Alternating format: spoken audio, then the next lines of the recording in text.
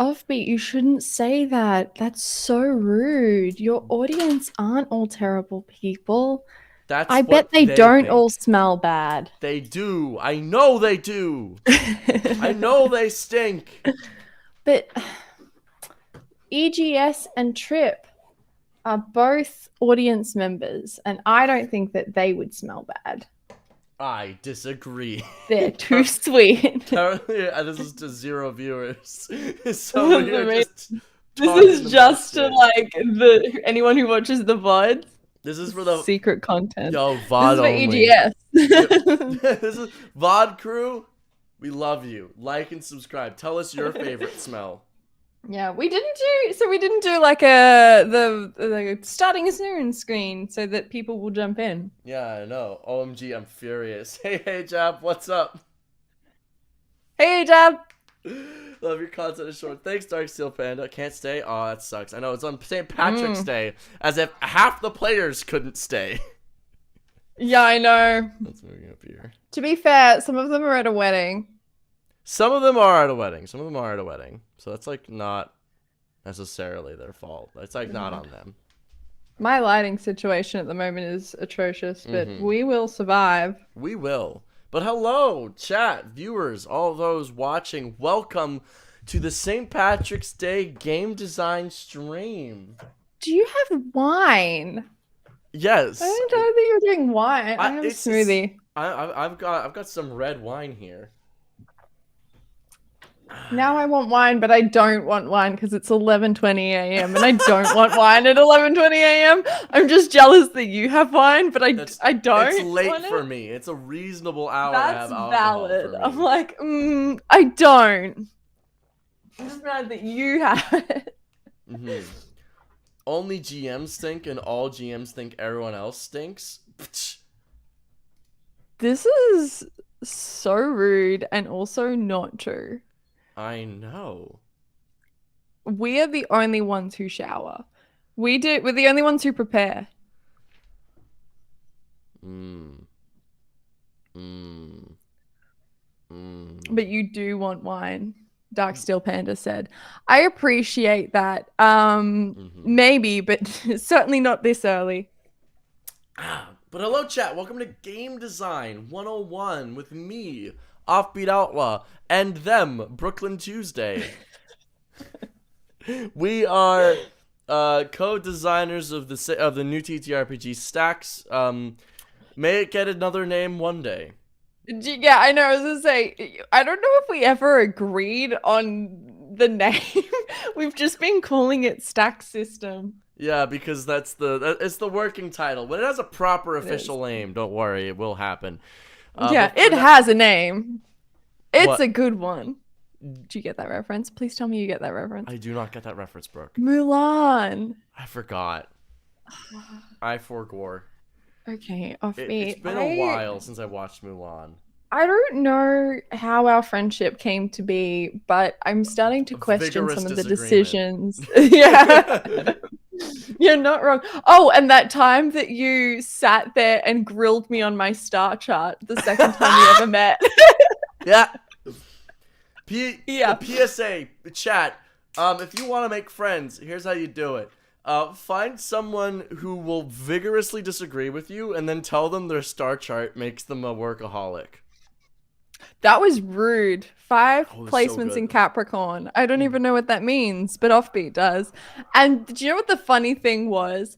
Is I kept thinking during that conversation that you would want to get out of it. I'm like, oh, you don't want to be talking about me the entire time. And I was trying to change the topic so that we didn't have to talk about me the whole time. But you kept going, no. Let's circle back and talk about these 5 placements in Capricorn. And I was like, the fuck?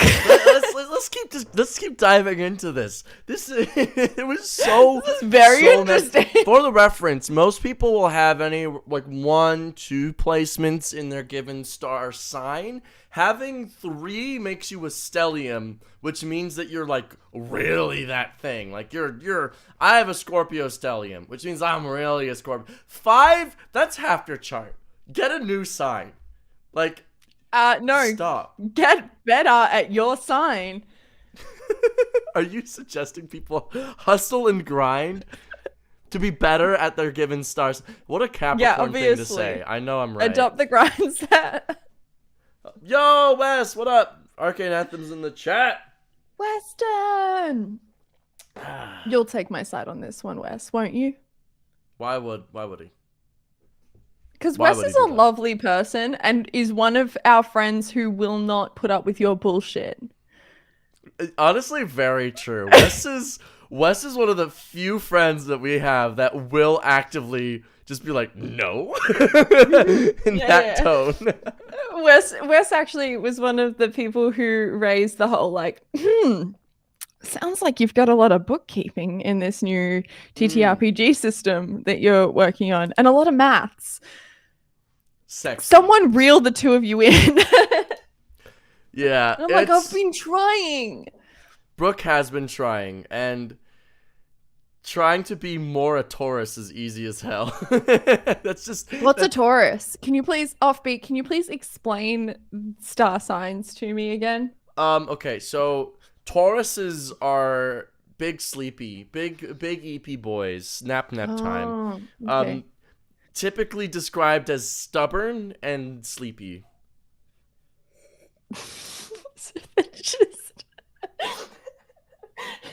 Just have sleeping disorders. I was going to say kleptomaniac, but that's not the word that I wanted. Insomniac. No, that's the opposite. They're sleepy. Fuck. You know, but there's a word. The word is Lil EP guy. That's the fucking word. I don't know what the problem is. There's multiple words though. Lil EP guy? No, that's one word. So no games tonight? No, because Pat is having a good time on St. Patrick's Day, and who am I to get in the way of that? Amelia, it's named after him after all. Yeah, facts. St. Patrick. Patrick is the one, that saint. Amelia is at a wedding, I believe, and Jenny's wedding. Yeah, Jenny's wedding, which. Rude that I wasn't invited. Rude. She didn't know you. I'm sorry. I'm sorry. You think that you're gonna get invite before me? I know I'm in Australia, but please. Yeah, sure. Yeah, whatever. All I'm saying is, wouldn't appreciate it. She has taste in people. Danny's traveling. Danny is traveling. Yeah. Danny's always traveling. Yeah, but I unfortunately did not know about Patrick being missing until about 20 minutes. Well, I gave him permission to leave because he was like, can I go, please? And I was like, oh, I can't say no to that face. And so I let him go. But that does mean about 90% of my plans for the evening were changed. But yeah. And then I get a call going, hey, Brooke, you want to do some game design or something? What's the vibe? What do we want to do tonight? What do we want to do? I was like, the world's our oyster. Make my brain work. Yeah, so hello, chat. Well, I love you too, Wes. I love you too. Let's get some music. It's awfully quiet in here. It is. Yeah, can I have music quiet this time, please? Because you always don't let me have it. I play it in the chat. I just think it's a little bit rude. Like, just a little bit. I fucking play it. I fucking play it. It makes me sad. The music makes you sad? No, that I don't get music, but everyone else does. No, you get music, Brooke. It plays for you. But I can't hear it. Turn up the volume. I can't independently turn up the volume of the music. Well, I try so hard. I try really hard to make this house a home. Well, maybe if we were more musical, it would feel like a home. Oh, you're doing stuff with the screen. Now we're just moving around. I've added music, and hopefully you should be able to hear this as well. Thank you. I love that there are so clearly people who are like watching from, I guess, the beginning. Because can you do that when it's live? You can still watch it from the beginning. Scroll back. I think you can scroll. Yeah, back. And then people are responding to like the first stuff we said. Like when we called them smelly. Yeah, which they are. Okay. This is very sandy music. Wes, do you have playlists up on your YouTube channel? Wes has playlists on Spotify. and also Oh. SoundCloud at Arcane Anthems. The volume 3 has a lot of my favorites on it. Hey, Brooke, hey, Outlaw, what up? Okay, I cannot. Hello. I wish I could post it. I wish I'm currently how I know how to do this currently. I have to go through YouTube. So sadly, I'll not be able to use Arcane Anthem's delicious sultry tunes for tonight. That's valid. That's valid. Unless Wes does. Wes, do you know how to do this through a browser? If you're still in chat. No. You want to text? Weston. You want to tech support us right now? We have tech support, please. Also, speaking of Wes and him telling us about our poor bookkeeping skills, was that not one of the topics we wanted to try to figure out today? That is. I don't know if we're going to find a solution today. I don't know if there is a solution to be found. I think the solution is build it into an app.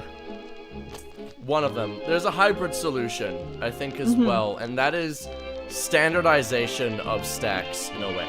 Yeah.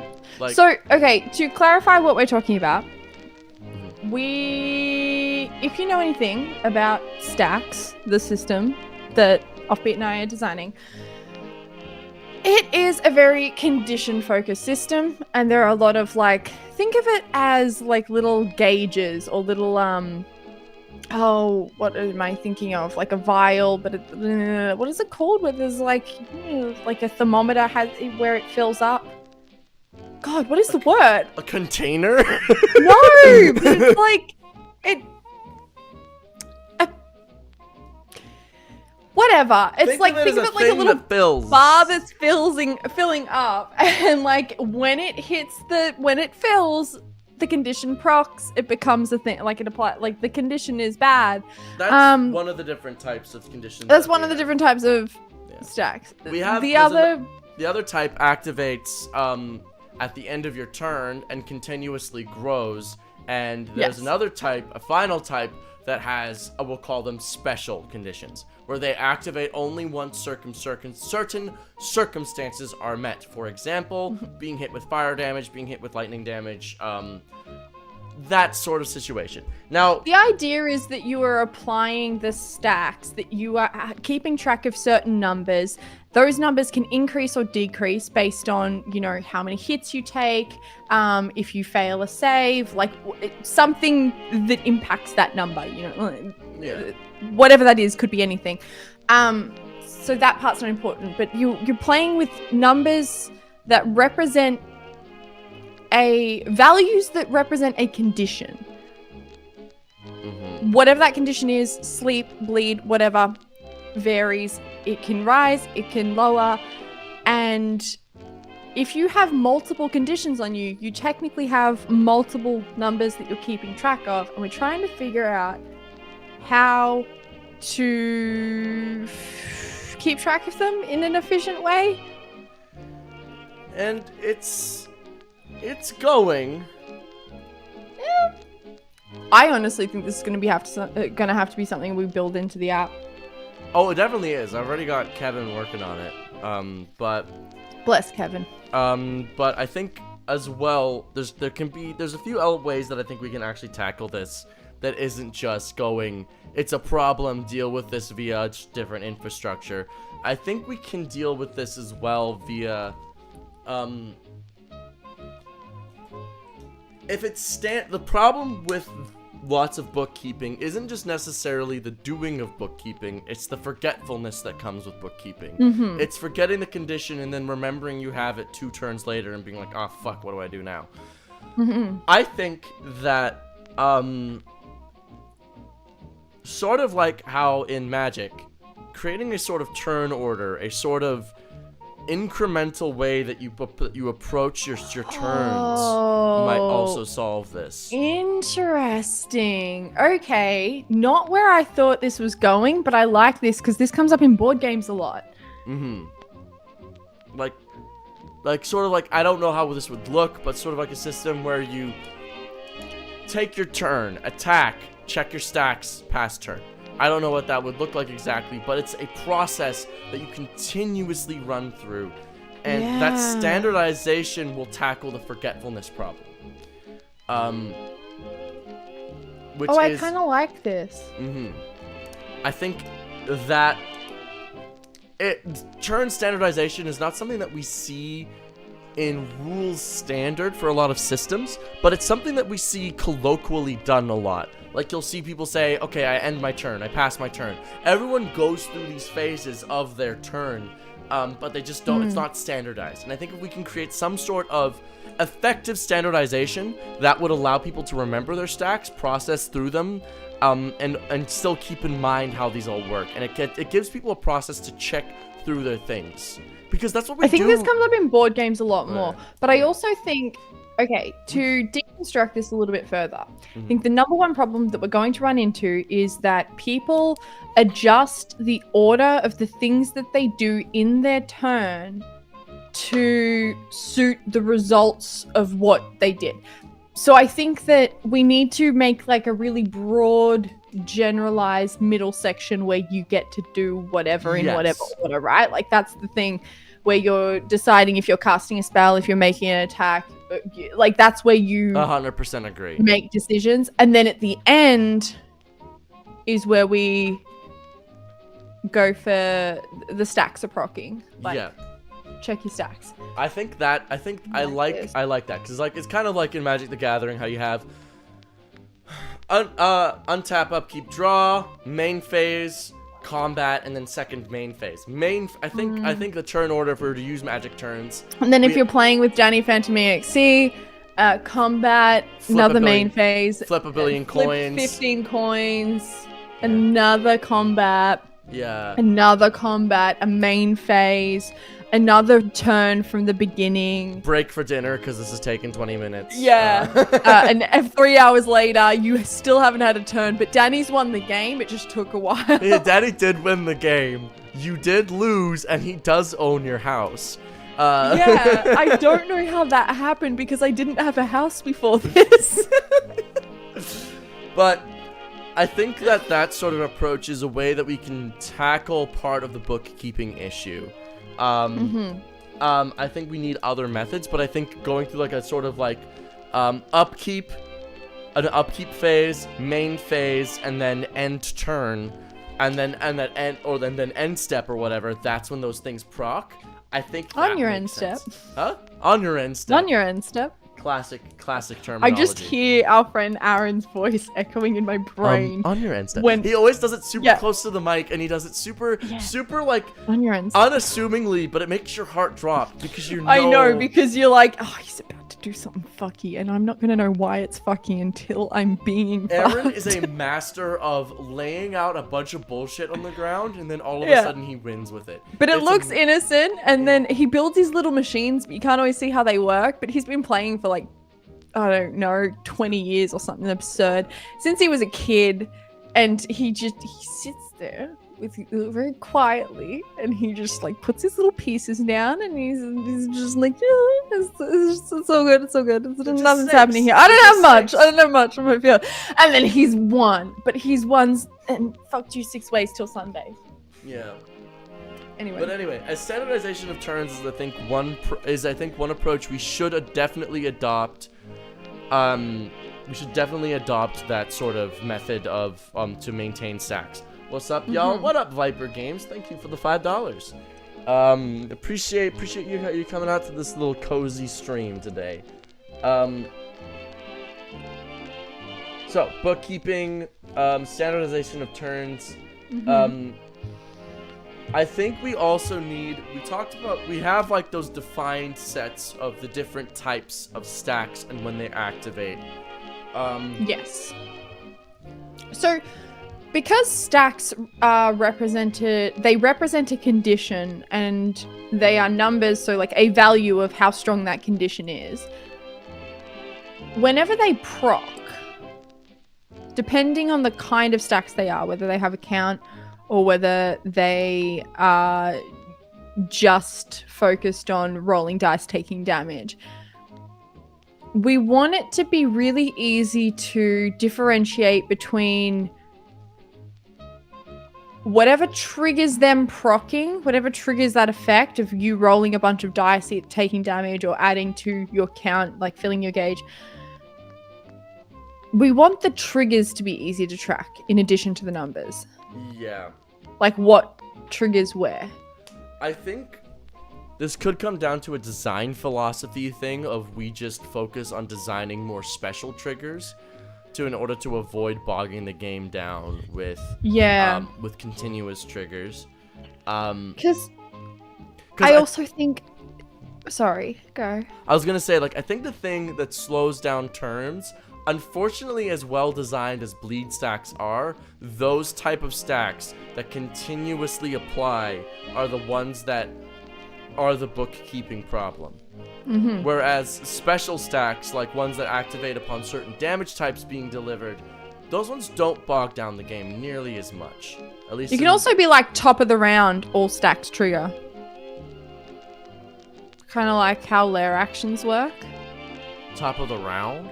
Not top of the round, but it could be like whatever, bottom of the round, or it could be like at some you could point roll initiative round, for stacks. Yeah, because like. Then it's not tracked on a turn-by-turn basis. Everyone gets to do it all at the same time, which I do like.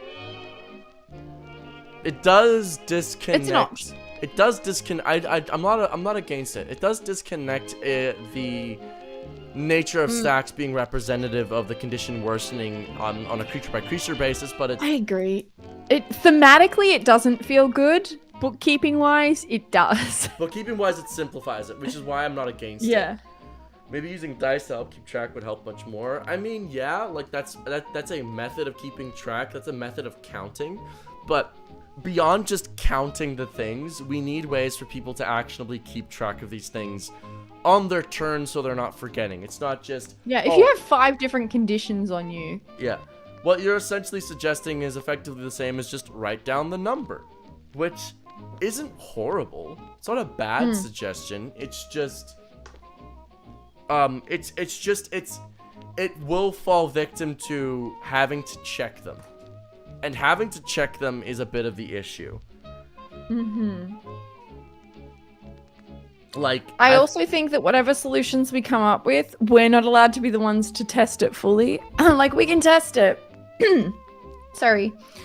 But I do suspect that our tolerance for bookkeeping is a lot higher than the average player.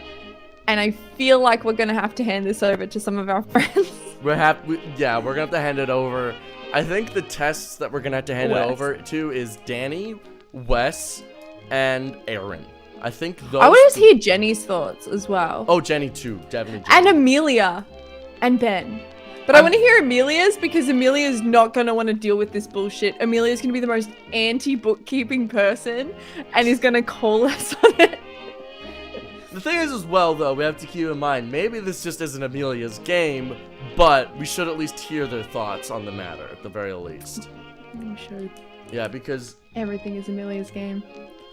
This is Amelia's world, and we're just living in it. I know. But they run a lot of systems. I reckon we get Lexi to test it, too. Oh, we definitely get Lexi to test it. I think in terms of people I want to see run it, for sure... I want to see Aaron, Wes, Danny, Amelia, Jenny for sure run it because they have experience running, and Ben. I have experience running other games. In terms of players, our whole friend group, Lexi, the people I stream with on Thursday, I want to see those players run it, feel it out because those people I know how they play. I reckon Lexi should try running it because true, she's introducing someone who's new to DMing to this system would be really valuable. That's true. That would help give some insight into like here are the areas that like hey, this shit's hard to learn if I don't have any grasp on like I'm running another system beforehand. Tell Lexi she's not allowed to learn how to run any other games until this one, so that's her first one. Lexi, if you're watching, you're not allowed to learn how to run D&D until you... Yeah. Until we're ready to playtest this, just so that we have someone fresh. I heard my name, who's talking shit. Instant. Frame 1. Yeah. Babe, we're just saying that you're not allowed to learn how to run any other systems until I say so. Because we need you to test being not good at this. We're talking about torturing me, great.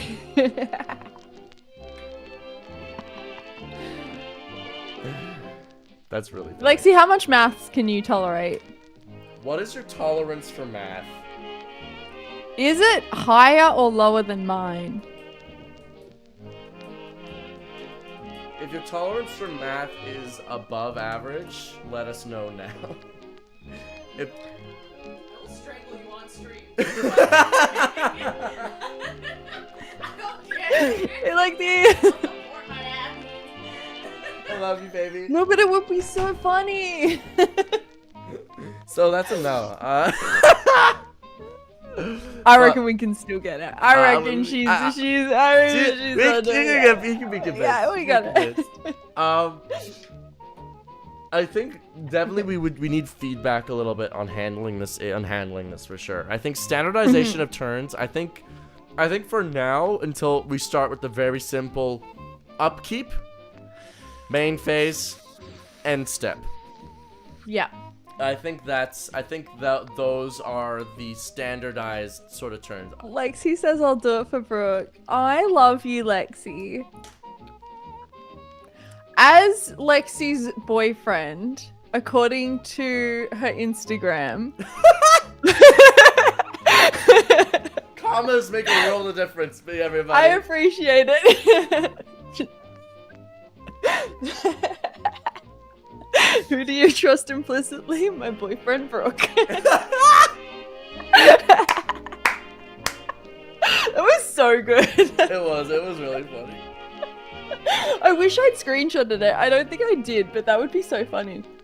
Lexi, if you still have that saved, could you send us the screenshot? Yeah. Can I have it?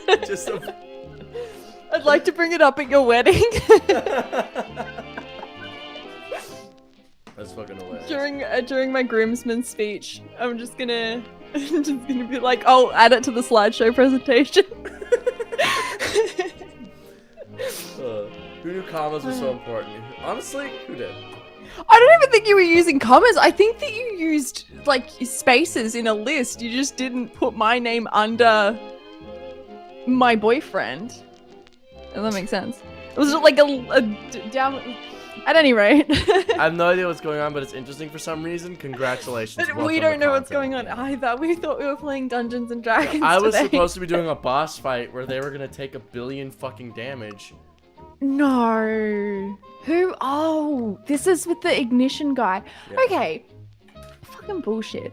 What is this one? This feels like the kind of fight where you've designed it around. First of all, you're using stacks and everything, so I'm expecting stacks.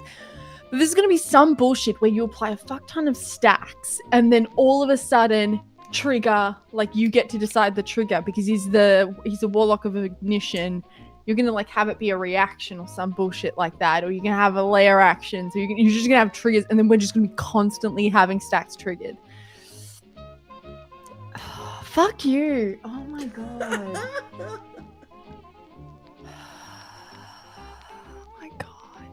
I don't like this. I will say the problem with stacks in D&D is the way that they impact concentration. They put an expiry on concentration and they drastically nerf it. Which is actually why I haven't been using the double concentration spells thing in your game, is because I'm like, if we're fighting something with stacks, now that I think about it, this is probably worth exploring. Because if we're using stacks... Oh, sorry, if we're being affected by stacks and we're guaranteed to lose concentration on both spells if we take damage and we can't maintain our concentration, then that's almost a guaranteed loss of concentration. And especially on something like a warlock, it's like with fewer spell slots or whatever. I don't want to bake that into our system. I agree. Important second point though. I feel that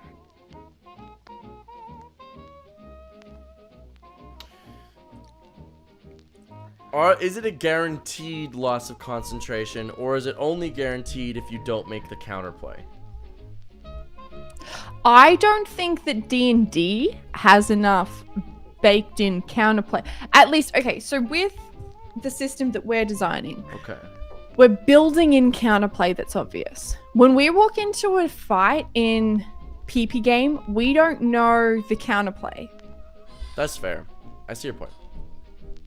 So if we knew the counterplay, if it was a bit more obvious, maybe it wouldn't be so bad, or so impactful. Because most fights that we walk into, we have like about 2 rounds long, maybe 3. Fair to say. In that time, figuring out the counterplay, you might figure it out round 1. If you don't, round 2, you should figure it out. But if it's only 2 to 3 rounds in total, or 2.5 rounds, or whatever that works out to be on average, we don't have enough time for it to matter, because the concentration would be going down when it... So I think this is just something we need to keep in mind for when we're designing for our system, because D&D doesn't work very well with this, but it's also not a mechanic that D&D accounted for. It's a good point. I think that... Yeah, we need to think about what concentration entails. Is this me trying to ask Offbeat for easier ways to maintain concentration on spells in PP game? Yeah. You gotta do the setup before you ask questions. Offbeat Outlaw. Bestie. Brooklyn Tuesday. Acquaintance. Excuse me? What happened to Brooke? You're gonna be one of my groomsmen.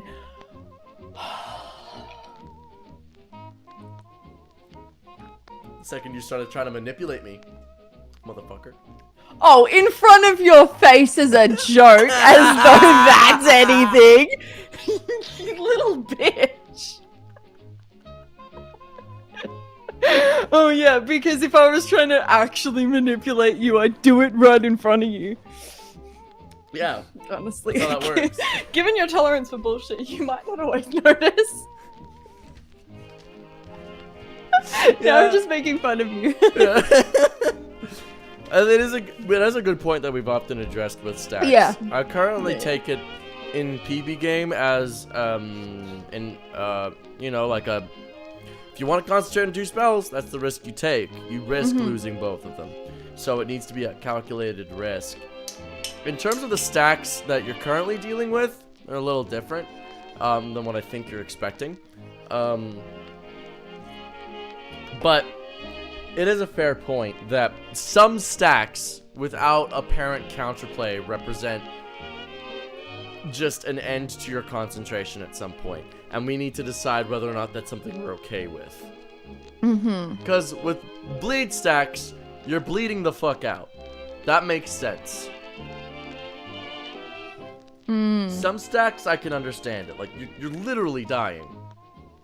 Like, you shouldn't have been in that situation. If you are at that point, you shouldn't have been there.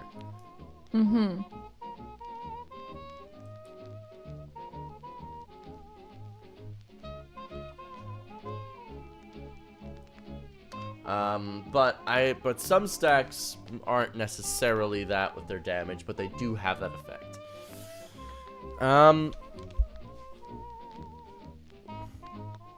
All the same, when it comes to the bookkeeping question, I think we just write the numbers down and pray. prayer Yeah. from an atheist, who are you praying to? What's that guy with the cross's name again?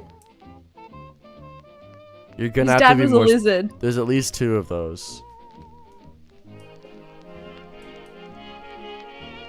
Was there really at least 2 of those? The cross is a very popular religious symbol throughout religions. It's very common. Like, Who was the other guy? I think Baphomet. Who's Baphomet? You know, like popular depictions of the devil with like the goat horns and the hooves. That's it. That's him. He also has titties. Oh, Oh, I think I did know that. I think, do you know what? The way that you said it, I think my brain just crossed wires and went Baphomet, Bahamut. Like, I think I just... I've done that before. Yeah. But, like, what did he do with the cross? He holds it. There's 40 types of crosses. There's the Ankh, which is the Egyptian cross. There's the Maltese cross, which is from Malta. The Jerusalem cross, and I'm assuming that's for Jerusalem. There's the Orthodox, the Gamma cross. Hey, yo. What does that mean?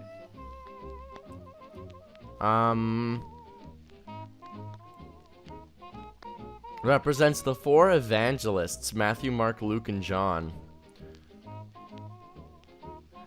They sound gay. They do. I think they were, honestly. Jesus had a boyfriend. Didn't he? The guy that kissed him. Yeah, the guy that kissed him. Yeah, that famous. Yeah. Scene. Famously. I also like how it's like, yes, these 4 ancient Jewish men, Matthew, Mark, Luke, and John. Yeah, I know. Also, can I just say, okay, with the whole Jesus and, is it Judah or Judas? It's Judas. Judas, okay. Jesus and Judas, okay. Does that not scream like irritated gay man? Judas? Yes! You told me the story one time, or maybe it was Amelia who told me the story one time. And it just sounded like he was very jealous of Jesus's other partners or whatever. Are you suggesting the betrayal of Jesus Christ? Judas selling away Jesus is born of jealousy. That's a very gay thing to do, I feel. That's just homophobic. Well, I'm half homophobic on my dad's side, so... Y'all should watch Jesus Christ Superstar. We should, man. We should. I've never seen it. Me neither. I just hear it's got a sick soundtrack. Yeah, I love the portrayal of Judas in that. Banging. Is he gay? Lexi, is he gay? Lexi, don't let me down here. Brooke just wants to stan the disciples. I want someone to like in that whole story. One time I saw Jesus is literally perfect. He's literally the perfect person to like. He's literally perfect. He does, yeah. He does seem like a pretty cool guy. Like He's literally perfect. Like no. But I want someone else. He's a bit of a Gary Stu, you know? I mean, sure, but like, what admirable. Yeah. Like, very admirable qualities. Like, feeds hungry people, brings them back from the dead. Like, he's literally like, look, guys, I swear, if all you remember from this is one thing, just love each other and treat others as you. What the fuck is this? Real Zoo? This is fucking game design. Read the title. What about this is confusing? I literally don't know. I know. Also, Lexi, 100%. Like, bro, you were so cool before the fame when it was just us. That is the vibe. That is exactly the vibe. That's why it feels gay. Am I wrong? Is Lexi?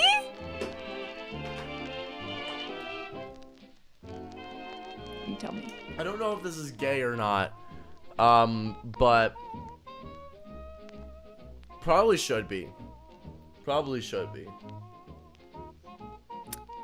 So that's the mechanics I think we're gonna run with for that. Gay Jesus. Let me just write that down. We want to dig into the details of those mechanics. We can, but Gay Jesus. What are we talking about? We did agree at the beginning of this. We were like, okay, we can do game design, but How the Do either of us have functioning brains right now? Or were we thinking that we were going to walk into today and put on silly voices and do goofy stuff? And I thought I was gonna run a boss battle. How yeah. the fuck does Christianity go to game design? I need some context for real. I It's have called a really the Bible. thorough, yeah, but I also have a really thorough religious education that is so detailed and quality. All of his disciples washed his feet in oils. Apparently, something less pure. At the very least, it's a foot fetish. At best, it's just like, is it gay? Is it gay to wash your homie's feet in oil? Do you think he had nice feet? I think all feet are gross, to be honest. But he had to have had like decent feet for the time for everyone to have been washing them.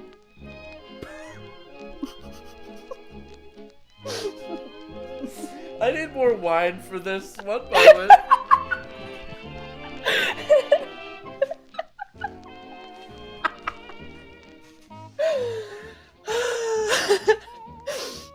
No matter what you guys do is cool with me.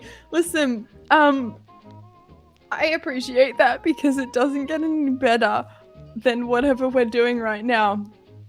Okay, what do we do need to figure out what is happening with regards to the conditions, but I don't really. It's hard and my brain is mush. To be honest, I kiss the boy lovingly goodnight every day. Gay. Boys. Oh, the boys. Yeah. Thank you. That is... See, this is the thing. I think that the Bible just needs to... The Christianity just needs to accept that the Bible is an iconic piece of gay literature. I think that the world would be a better place if we came to terms with this. Brooke, you need alcohol too, because I'm taking shots, lol. Lexi, it is noon. I don't think I do need alcohol. It is noon. It's 5 o'clock on the west coast of Canada. Lexi, also, how are we supposed to play Overwatch? Oh, right, you play Junkrat. You don't have to aim. I'm sorry, Lexi. I love you. You're better at this game than I am. Lexi probably participated. There's a story where he creates a woman. Do you think he was non-binary? Jesus. It just feels like he would have been. I can't explain it, but the vibe is right. The hair, people, like the hygiene. I think he was. I think. Not gonna lie, I would smash Jesus. I think most people would. Do you think socks and sandals have envy vibes? Because I think that Jesus is a socks and sandals guy. Did they have socks back then? Jesus is canonically a woman because anyone who is born just from a woman doesn't have the dude chromosomes. Jesus is trans confirmed. Thank you, Lexi. Science Thank you. Science says. Thank you, babe. Thank you, Lexi. Science Your contributions invaluable. to the trans king. And to those who are like, oh, Jesus, like he's not. There's no pronouns in the Bible. I think it very specifically says, like over and over again, that God and Jesus is a he. So, go fuck yourself. Additionally, we will not misgender our trans king. Why would you want that for yourself, though? Why would you want your I'm not here to pronouns judge. be he? I'm just here. Look, I don't. Look, some Of all the pronouns that you could pick, though. some people like them.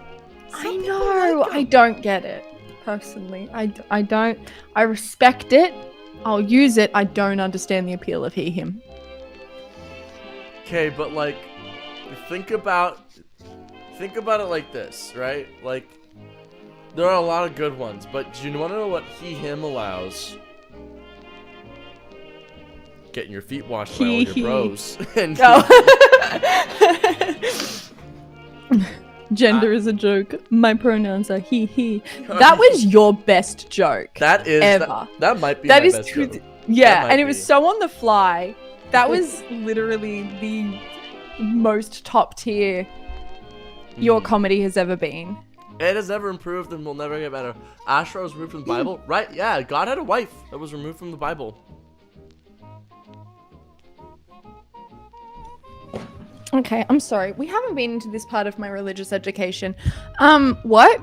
Yeah, so it's very non-standard, but because it was oft removed from religions.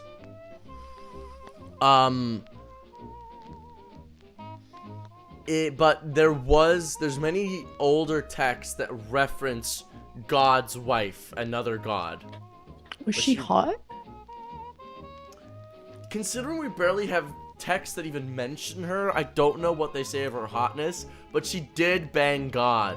So, like, And probably God?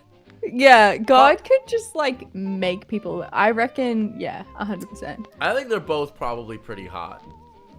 Yeah.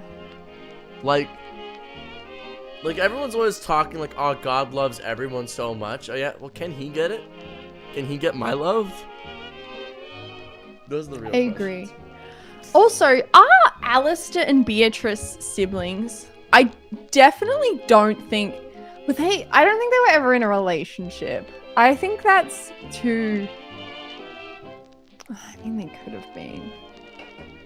Were they? Are you asking about the canon of whether or not the gods in my game have ever boned? Yeah. No. They've never boned. Okay. But were they in a relationship? You don't they could be ace. Okay. They are conceptually opposed. Think of the person you hate the most. Yeah. You know? Think of that person. Now imagine if instead of it being on like just like a mere like I don't like this person level, it's like my atoms are physically opposed to theirs. Okay, I get it. Okay, valid. I'm pretty sure my atoms are already physically opposed to this, but I get it. And okay. Point taken. It's a hatred that goes beyond personality. What is this agreement wants to destroy the Chaos Pantheon? It's called plot, Brooke. Is this true? You learned it from a nightmare Yeah, I know. who's working for the Chaos Pantheon. I know. Can I have him? Who? The God? Nightmare. He just seems like he'd be like kind of a fun guy. Beth, we're talking game design and Jesus.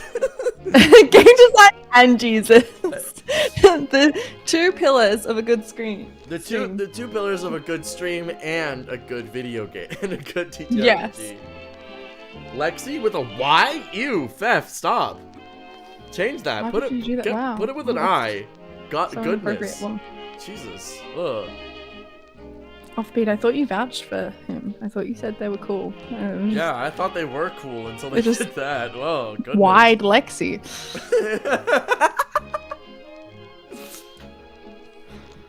This is so awkward.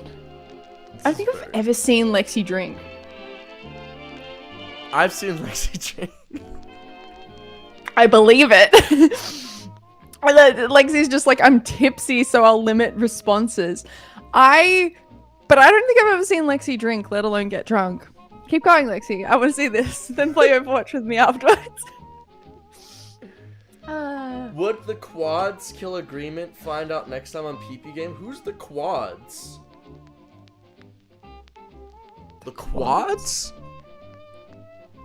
Is this? Oh, is that like us? Do you mean the mortal gods? Because there's 4 of us? Someone said something. Okay, in your In my Discord? your Discord, the other day, somebody said something. Let me see. Oh, I just realized that Lexi has the picture from her Instagram, and she just put it into our group chat.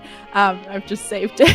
I'm gonna bring this up at the wedding, so be prepared. I'm giving you. I don't know when this theoretical wedding is happening, but I'm giving you fair warning. It's coming up, going into a slideshow. At any rate, somebody called us something like the like to do with the 4 gods or something. If so, Lexi drinks more. Brooke needs day drinking. I don't need day drink. I don't drink that much or that often. Me neither. This is like the first time I'm drinking in about 3 months. Yeah, that's valid. I honestly think the last time I drank was with you guys. Yeah, I think last time I drank was fucking Christmas. What was my birthday? I call the party the Quads. There's 4 of them. That's fair. That's valid. I think the official name is the Mortal Gods. Yeah, but we didn't get to pick a fun name. You could still. Like, there's nothing stopping you. You can submit paperwork. I'm okay with the Mortal Gods, though, because thinking of a name is really hard. But someone called us something, and it was like the 4... I don't know. There was like... It wasn't the Quads. I don't think it was the Quads. Someone called us something in chat, in the Paperwork Pantheon subreddit of your Discord. You know what I mean. At any rate, Offbeat said when I graduate, we can get married. Are you saying that you won't marry Lexi until she has a degree? That's exactly what that means, without any reading into it, clearly. It's definitely not a measure of, hey, why don't we get financially stable first before we engage in a big tax and financial commitment to each other, despite being emotionally so. No, it's it is a superficial gradient of... Yeah. Yeah, get a degree and then I'll consider it. So people don't think you're dating a high schooler. Yeah, that'd be fucking gross. The Godly Quartet, that's what it was. Quartet. Ooh. That's kind of fun. That is kind of fun. I like it. I like it a lot. But that would sort of, okay, because you said lore-wise that if you start affiliating too much with any other god, then that impacts people's perception of your domain and also how it all interacts with one another, like you and that god. And like, that's why if gods get into relationships, it has broader impacts on the mechanical function of those domains within spaces across the multiverse. You guys are already linked, the mortal gods. Oh, how? By mere existence of all 4 being the same. Like, you're the mortal gods. You were all chosen for the purpose of the pantheonic war. You were all chosen at the same time for the same task. So there's an element of you guys are already linked in each other's lives. There is an element of you were all. How does that impact people on the planes, though? That's what I'm curious about. Like the mortal planes? Yeah. Well, I can say that, like, lore-wise, the god of lies is already being seen as more of a mischief maker, but usually is part of a larger plan. The god of judgment / penance is a god who is strict, who is righteous, and who always has a plan, but whose plans may use whatever means to accomplish their goals. The god of last chances is careless, but good meaning. And the god of time is meticulous, broad, and will take however long it takes. So there's already that sort of implication. I love this. I love this so much. Mm-hmm. What about A's and Z's? Yeah, what about them? Huh? It's complicated, isn't it? Yeah, on opposite sides of the... Yeah! How does that get time and complications on opposite sides? It being in love with each other. How is that impacted? That's for me to know. No, but offbeat. Oh, but that's so interesting, Brooke. This literally has nothing to do with your character. Oh, Rita. Well, oh, fuck. Amelia. I have questions. Amelia doesn't even know the answers to these. I do. Yeah, I know. God damn. Things just get more complicated over time. It's one interpretation. Does time resolve all complications? What is this? This is me waiting to see if I can see a change in your face. I'm on your case. I have had 2 glasses of wine and I haven't drunk in 2 months. You're gonna be getting really poor. I've only had 1 meal today, which is not wise. Not good. Yeah, it's not wise. You should get food. Lexi and I should both get food. Lexi, if you're still watching this, text me about what you're feeling for dinner, or I'm gonna make a decision. That's valid. Did you cook your HelloFresh? I did. I've cooked 2 of the meals. We have 2 left. It's going well. I like them a lot. I told you. That's how I got through uni. Yeah, I believed you. That's why I got them. I was like, you know what? Brooke makes a good point because it just. I'm not sponsored by HelloFresh, but high key, if you are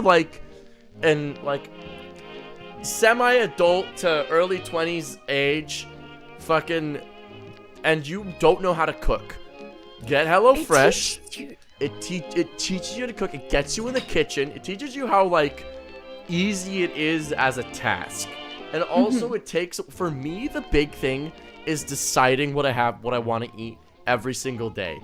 That task makes me so annoyed. If someone just told me, here's what you should eat every day for the rest of your life, I'd do it because that's a whole fucking thing removed from my day. However, HelloFresh does that for you, and you get a bunch of stuff you get a bunch of meals already planned out for you. Is great. So if you are that age and trying to learn how to cook, I highly suggest it. When I was doing my master's degree, I was working 30 hours a week. I was a full-time student. I volunteered on multiple different publications. I founded a publication. I had so much going on. I don't know how I survived. That's, I know that HelloFresh was part of it because, and you're really not sponsored. You're really not. I'm not. I'm just being legit. I'm enjoying the service. Who you are. I'm just enjoying the service. They should. Yeah, fucking sponsor me, HelloFresh. Go fuck yourself. But those services were the best idea. They were. Actual brilliance. If you are, I see someone say, me young. If you are young, still living with your parents, go and learn how to fucking cook.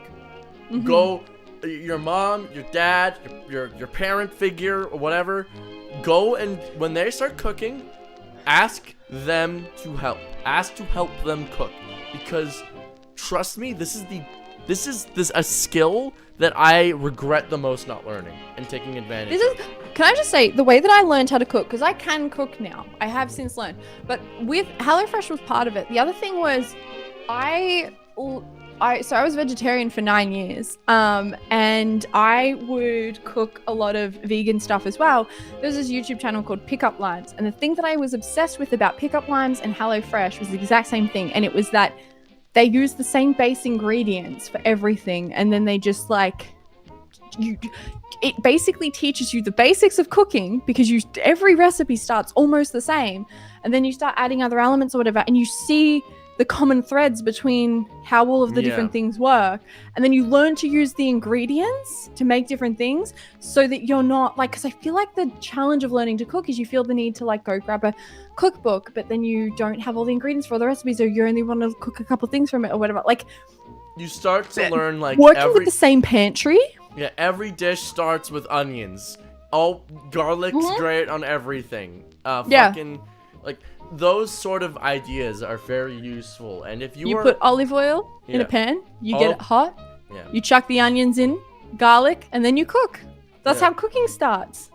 And if you are a young kid, below, under the age of 18, still at home, any age, just go and ask your parents to start helping them cook. It will help you when you're my age at 24 and a fucking moron who's learning how to cook now, trying to learn how to save money. Because it saves you money. I know that's an ethereal concept. Also, buy a rice cooker. You will never regret this. Buy a rice cooker and an air fryer and you are set. Hello, We're good to Darren? go. Who the fuck is Darren?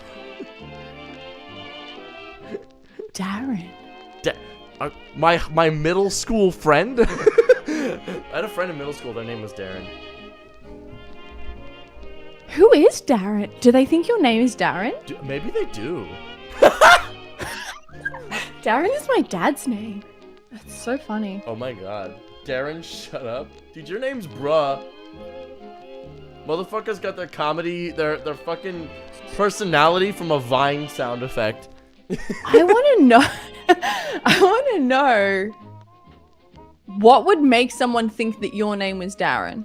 I have no idea. Weird. I mean, Darren is like a... I literally have no idea. Yeah, I don't know. As someone who knows Offbeat's real name, it's Darren. I didn't get the react. You weren't even paying attention. I wasn't, because my girlfriend offered me alcohol. I was making a joke, and you were just so distracted. Maybe you have a lookalike. Maybe I do. Do I have a lookalike? Tell me, who is this? Darren. you're basic white man. I just know. If I just yeah. pull up a picture. Oh, hold on. Sorry. Just let me pull up some other options. Do you have a lookalike? We've played this game before, if you recall. White actors who look the same. White male actors who look the same. I look like a bunch of... I think something basic like Tyler. Ugh. Ugh. That's my brother's name. Hey, don't you Ugh, no. I will Tyler. It's a bad name. No, it's not. Leave my brother alone. Offie's name He's is a cutie Kai. pie. Sure, babe. Sure. What is your name? What is my name? No. What did they say your name was? Lexi says my name is Kyvan. Lexi, what? Remember you doxed, you doxed our friend group because that's one of the names of Lexi's cousins, and you accidentally doxed Danny when she went through all the names because like a bunch of the names are the names that already are fucking things. So Danny's name is Demarius, by the way. In case you didn't know. And my name's Kyvan. Hello. At any rate, put this on screen and tell me that Offbeat isn't one of these. Oh crap! Hold on. Hold on. Copy. Why can't I copy it? Nephews? My apologies. What do you want for food?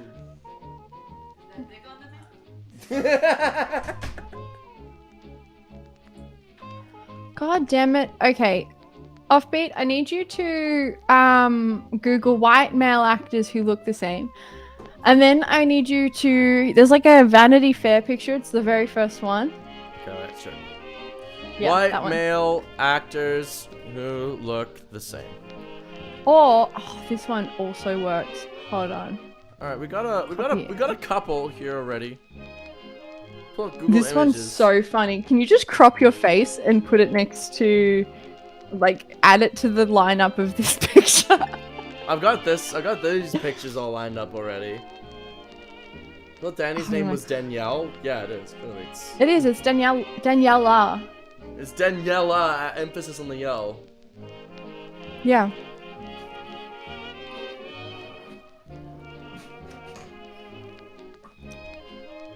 I was talking to Aaron, our friend Aaron, the other day about how weird it is to have friends who you can Google? And have information. But it's even funnier when the information is wrong. Oh, I looked up Danny's apparent net worth. I want to look this up. Hold on. This is so funny. I don't know what it actually is, but I could probably guess. But I'm not going to say, obviously. Yeah, EXE husband. Danny EXE husband.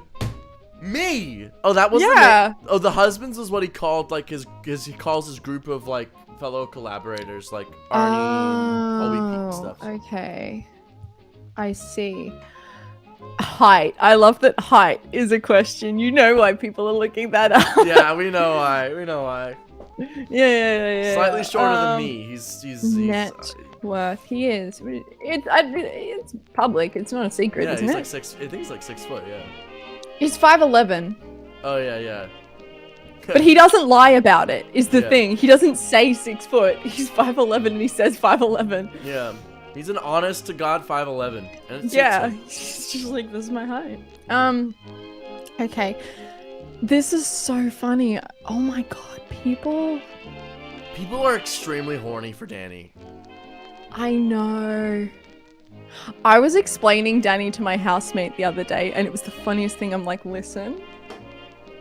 My best friend's a thirst trapper. He's famous. Yeah, and they're like, oh, what does he do? What is he famous for? And I'm like, being hot. he's pretty. I'm like, I'm gonna show you pictures. This is what he looks like. And she's like, oh, he is pretty. And I'm like, yeah, but that's not why I know him. I know him because we play D&D. He's a fucking And Magic nerd. the Gathering. I know him because he's a nerd. Yeah. Y'all are even younger than I thought. Oh, damn. I must look ancient then. Wait, what? Who Someone said in that? chat And how old said did they y'all think are you even younger than I thought. I think they thought I was like 28. Probably. How old do they think I am? Yeah. How old do you think Brooke is? I'm gonna be devastated by some of these answers. I just know I it. know. How old did you think I was? How old did you think I was? Yeah. I want to know now. This is the best game design stream ever. We knew we weren't gonna do much. Yeah, we knew we were like, let's hop on stream and see the vibes of chat. This is just hangouts. Yeah, we'll just hang out, have some men up on the stream.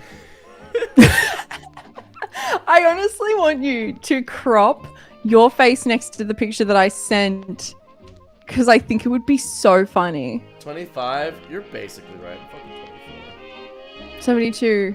Ooh, higher. I thought Offbeat was 27. Honestly, Interesting. if you guessed within like the 20s to like 40s range, that's fine. Interesting.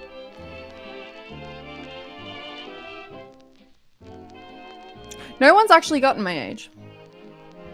No, oh, right. Wait, no, someone did. Oh, no, wait.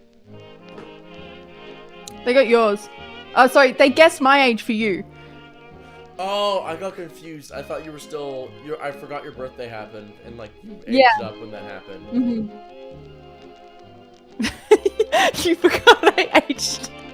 I forgot, like, your birthday happened, but I forgot that, like, a tangible effect happened as well. Like, your age Right. I increased. just turned 27. Yeah. Offbeat looks 25. I'm 24, so like it's not that different from 25. That's Like valid. That's valid. hyper father vibes. I think it's funny. Whenever we play D&D, Mm-hmm. we always end up playing each other's parents or siblings. Yeah.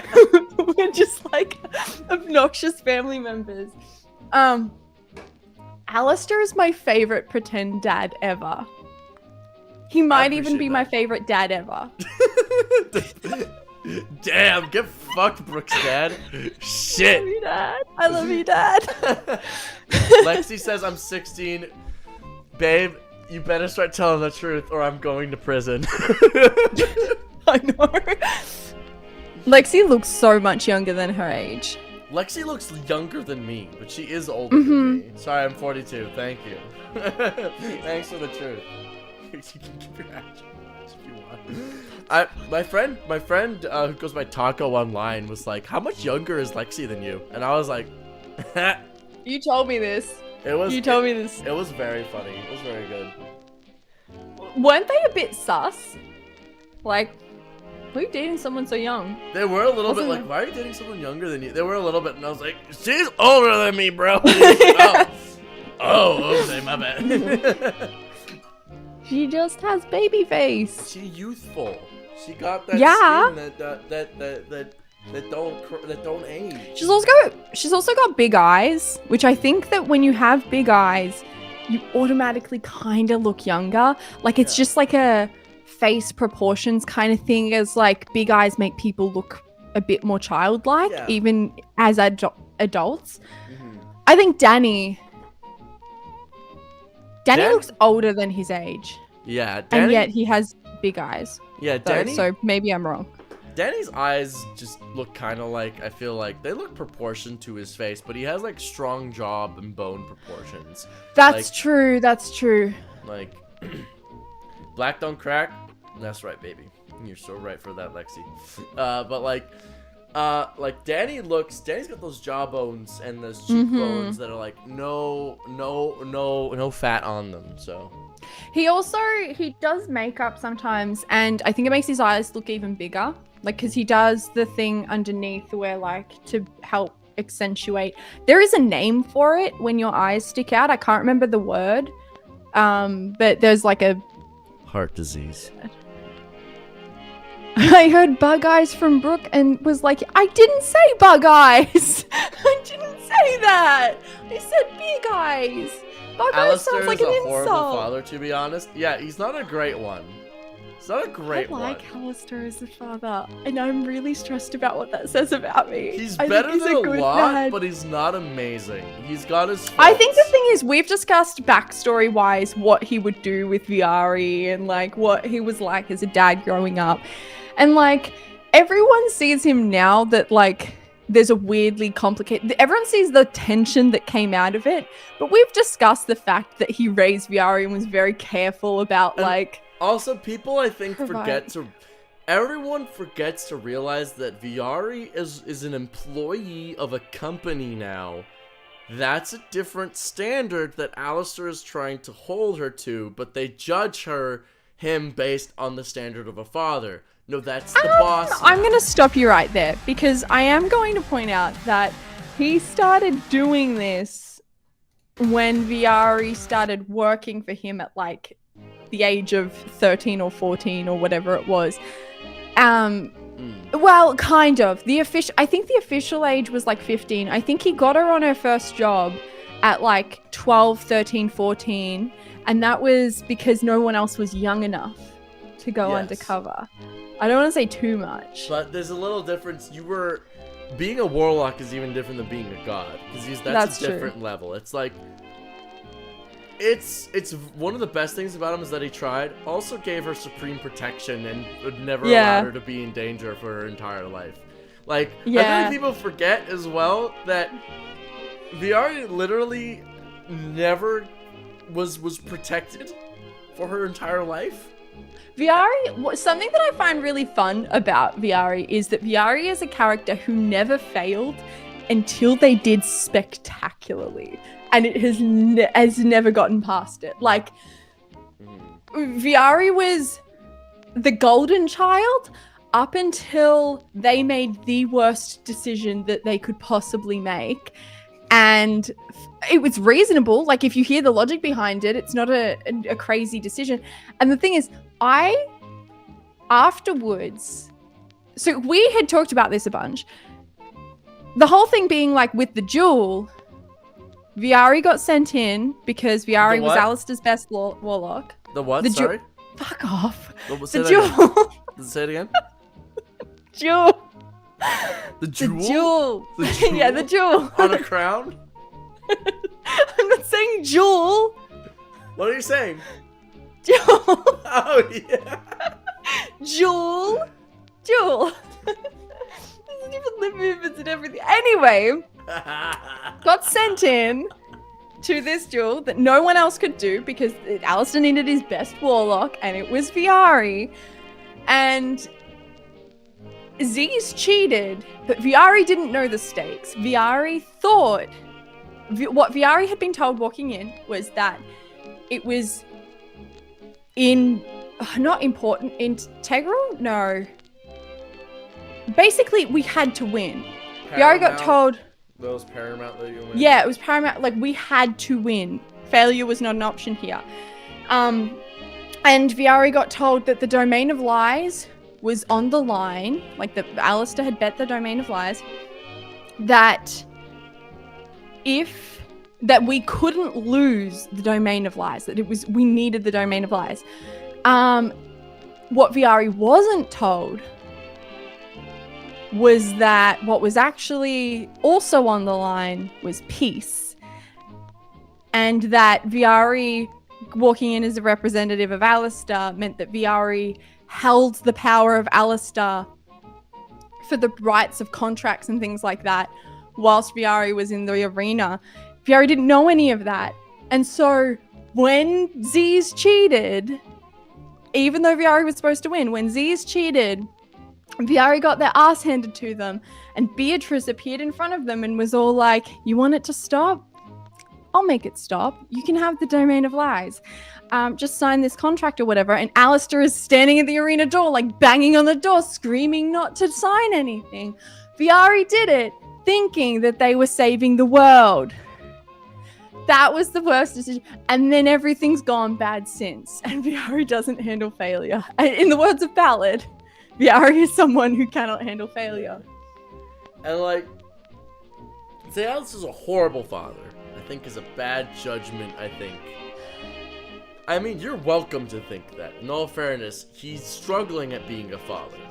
But I think he is also an all-powerful god. Which, not gonna lie, I think people misjudge a lot about what that means. That's a lot. Why Genie Warlock for Viari? Okay. I like Genie Warlocks the best. They are just my favorite. And I designed the character sheet. I'd already been playing with a sheet very similar to this in a game that Danny was running for Offbeat and I. And then I think that when I spoke to you about it, you were like, Alistair can be whatever kind of patron you want. So you just pick the subclass. And he's like, oh, you want to be this? And so we had this backstory lore of like Viari as a kid would be like, can I try being a Hexblade today? And then Alistair would be like, fine, okay, I'll let you try it. Here's your little blade. Let me take your book or whatever. Like, let me take this. Here's your new toys. You can try this one. And then Genie Warlock. I like Genie Warlock because of how tricksy it is, because of how bullshit you can fuck around with the mechanics. Because if Offbeat Outlaw is your DM, you want to know the mechanics and you want to be able to fuck with them. You want to be... And having the ability to be like, I'm going to use my limited wish ability to replicate the effect of a spell without actually casting a spell, so you can't counterspell me right now, is so fun. Very annoying is the word I would use, but like, okay, whatever suits your fancy, I guess. I'm sorry, but you have literally designed an entire setting to count up my character sheet. Please change the random white man on your screen.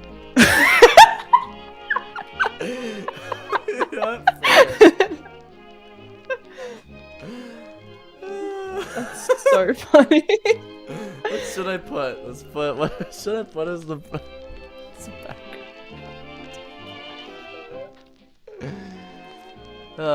We could just put like, it's gonna... You really would fit in though. Fit into what? That's the thing. Like if we put your picture next to them. I really would. Throw a monster or something. A monster. A monster. Let's put... Just put a picture of you up there instead. Offbeat Outlaw. Are you Googling yourself? I did. Wait. If I Google you, what comes up? Let me Yeah, have a look. look what happens with Google Images. Offbeat Outlaw. Paperwork Pantheon fan art. I don't know how much of that there is. I don't know what would show up. Oh my god. Okay, I don't know about you, but the very first image for me is us for our... That's like the 5th image for Monster Man Okay. for me. You got fan art? What? Lexi says she got fan art. Lexi got fan art? Mm-hmm. Wait, show me. Show me. Don't show them. Show me, Lexi. I'm your boyfriend. There's a Reddit meme with me on it? What the fuck? What? Oh, I shared this on Twitter. No, not that meme, but like a different thing. What the fuck is this shit? Show me! It's on the stream! Oh, I'm not watching this stream. I thought you were That's putting it in not- chat. Okay. That's not my problem. Well, I'm making it your problem. Where is it? What are you... Can you point to it, Fan art? please? Oh, that's Danny. Oh. Where's the fan art? I just googled it. There isn't a lot of fan Hey, art look, out there's there. me. Oh, for the fireball. That's so pretty. No, I deleted it. Whack. Pepperoni.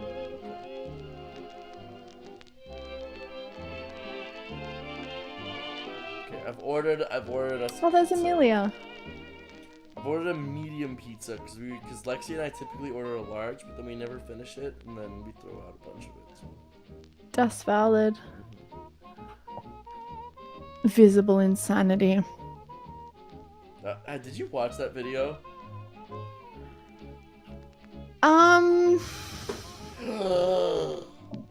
No! Gaspé! Let's watch it. Do you now. watch everything that I've ever made? If you posted it now, I would. Yeah. The thing is, I haven't posted anything since we. Didn't you stalk me at one point before we knew each other? Didn't you like TikTok stalk me? I did, because I kept on getting tagged in your videos, and I wanted to figure Yeah. out what you were, and then I was like, God, I don't know if I like this person's content. Because I have fun with mechanics. I like fun in my D&D games. You might not be That's aware of this. cringe. Also, I have, reading comprehension, which I get isn't really something that you like to apply to your interpretations of D&D mechanics and rules, but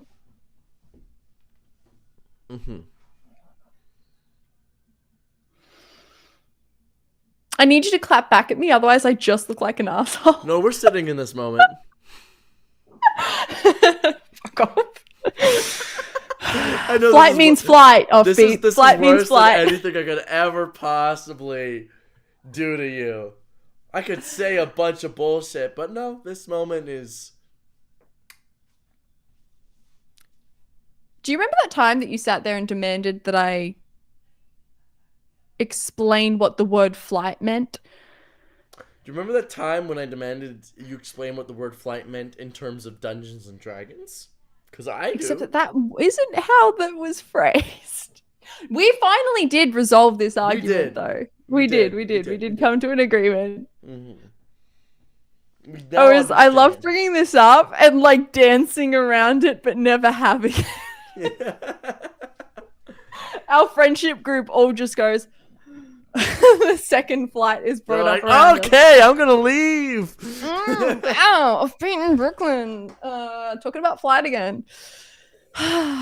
We talked about the second time we ever met, which was you reading me to filth with my zodiac sign.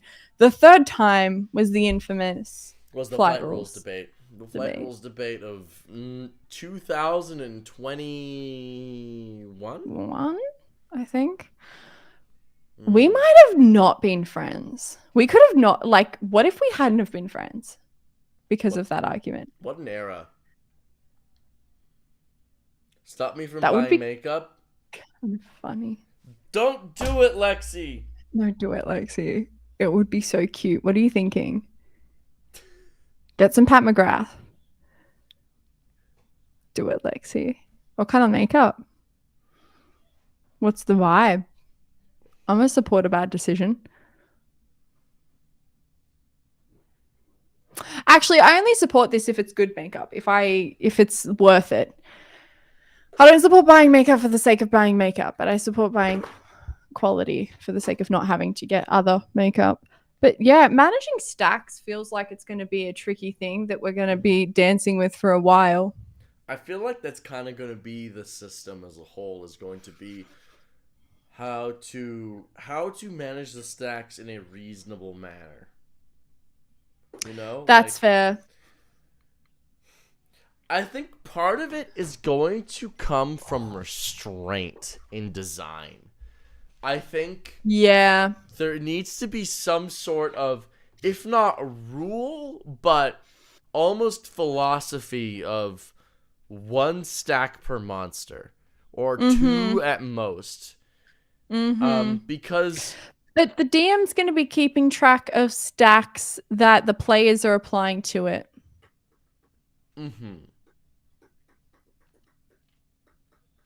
I came for D&D mechanics and I got a cold intermission. This is our entire friendship. it could be worse. It could be. We could be having the flight rules debate. We could be having that out for the first time, but we didn't. It's a good... No, because I understand your point now. I do understand. I'm not going to explain it. Yeah, I think But I the do thing is understand. that we basically always did agree, but we just didn't agree on how we got there, which is basically how to define our entire friendship. Which is, every time we have an argument. Every time we every disagree. Tuesday. Every Tuesday, a Brooklyn Tuesday, if you will. Let's get back to the music. Let's get the Santi tune back on. I like the Warlock Patron Daddy vibes. Where?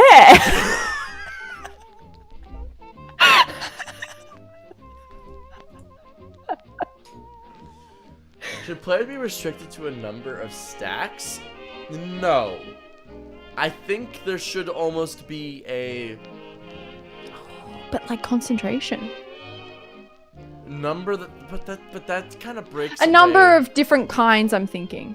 But that breaks away from the philosophy of these are conditions that are applied.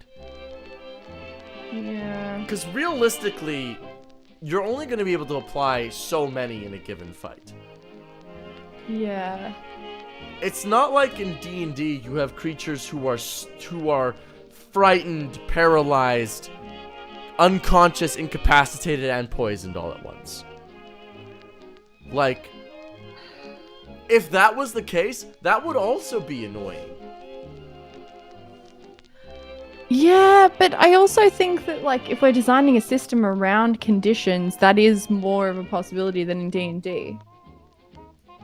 It's true.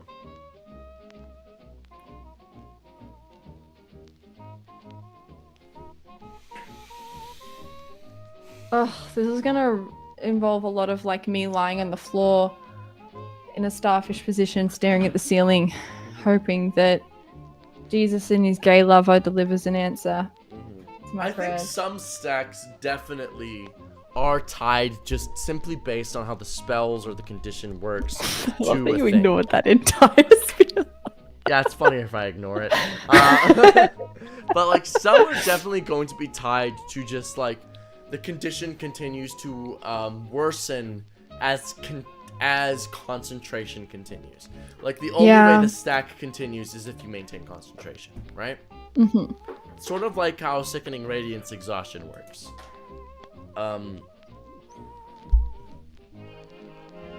But there are definitely some stacks that will trigger at certain points.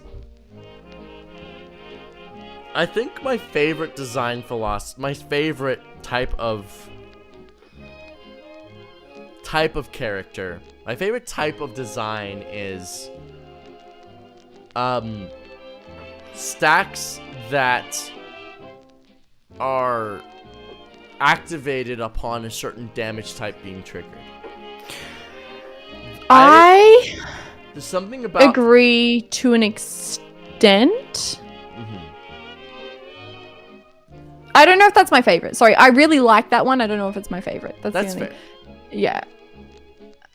And something like abilities that trigger stacks instead of something else. I like it when layer actions trigger stacks, for example. Yes, special type stacks I think are actually the most beneficial stacks to the system as a whole, because they have a very defined and easily, because the trigger is the player is conscious of the ability.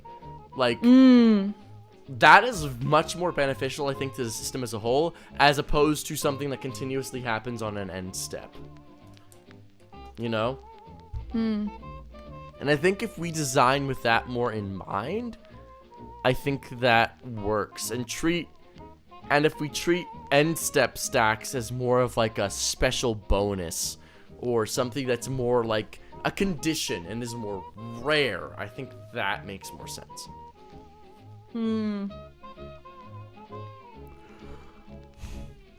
I do like... I'm really attached to this idea of a turn order sequence thing. Now that you've said it, I'm just thinking... Yeah, me too. I think we just do with that. I think we just run with upkeep, main phase, end step for now. Yeah, design around that. Now, the problem is going to come if somebody's like, oh, I forgot something on my upkeep, or oh, I forgot something on my main phase, or I forgot something on my end step. I think we treat that the same way we treat it in Magic, which is, if it's harmful, you keep it. If it's beneficial, that's your fault. Yeah, it might come down to the same way that it's treated in Magic, in that, like, if it's not a, you know how, like, if it's a triggered effect, if it's triggered, if there's not a, like, you may do, it's not a, if it's not a may ability. Yeah. Merging stacks creates further complication, actually. Yeah. Despite it simplifying the number itself, you then have to actually... Basically, a way to think about complication is how many steps does a brain have to go through before it makes the conclusion. In the case of a merged stack, it has to appreciate, I have this stack, I have X stack, and I have Y stack. Therefore, I must now track Z stacks, which Should is we much more have complicated. Something like frost stacks can cancel out fire stacks? So, for example, if something is applying fire stacks on you, can someone else do a frost ability in order to reduce the number of fire stacks? Yes, I think that might be good, but I don't think we should track it via stacks. I think it's just... Should we track it? Yeah. I think it's just, if you cast this spell on this target, all of their stacks are cancelled. I think the spell's level is important here, and the amount of stacks. But we can get to that later. That's not the point. I think. Yeah. I think that's something that we should track back on when we start balancing. But I think that I like the idea. I think that it shouldn't be tracked via stacks, because I think it should just be something where you can go, if it's a canceling ability, that's effectively the players countering the balance of the countering what they've been afflicted with. Therefore, it should be something like you spend a 5th level spell, you can counter X number of stacks. Yeah. What about pips, where pips equal 5 stacks? That is a method of counting that's effectively, it's grouping. It's just like the tally the thing system. is, we're not having a problem, like, counting stacks is just counting stacks. Whatever method a person likes is always going to, that's where you can play with it. Like, if you would rather tally, if you would rather write the number down, that in and of itself doesn't necessarily keep track of stacks in a more or less effective way. Where the difficulty comes in is managing different kinds of stacks and keeping track of those multiple numbers. And like across when different they categories. All activate. It's like and when they all activate. It's like when I have X number bleed, X number flame, X number sickness. Because I already know how I would write this down. I'm going to grab a little piece of paper. Like, if I was tracking this, I'm getting I even would more have confused a as to little- how you gain stacks and how the number of stacks you get are determined. So that is on a case-by-case basis. The number that you gain and the number that you have is determined by the ability that afflicts you. So let's say, for example, in the bloodshed fight, you get hit 4 times. You are then afflicted with 4 stacks of bleed. That's just how it works for that character. Bleed is a condition that is described mathematically through stacks. It isn't actually, like, there's no standardization across stacks. So I think the thing is, if I was going to tally this as track this as a player, I would put it into like a little table like this. I don't know how well you can see this. I'd have the trigger, end step or non-end step or whatever. End step or what's the beginning called? Upkeep. Upkeep. Like I'd go upkeep, end step, or I'd have like the damage type, or I'd have other. And then I'd write down the stacks, and then I'd write the number next to them, and then I'd just keep track of the number. Like, if I wanted to keep track of it on a sheet, that's how I'd format the table. That's as simple as I can think to do, but again, that's just how you write it down. Yeah, that like comes that's not down- necessarily helpful. We can include that in the rules as methods, but that doesn't, at the end of the day, solve our problem.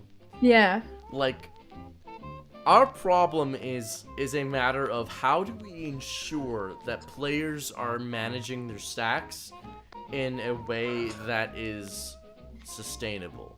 But I do think that adding upkeep, main phase, end step is very helpful for, on your end step, check to see if any of the stacks would trigger.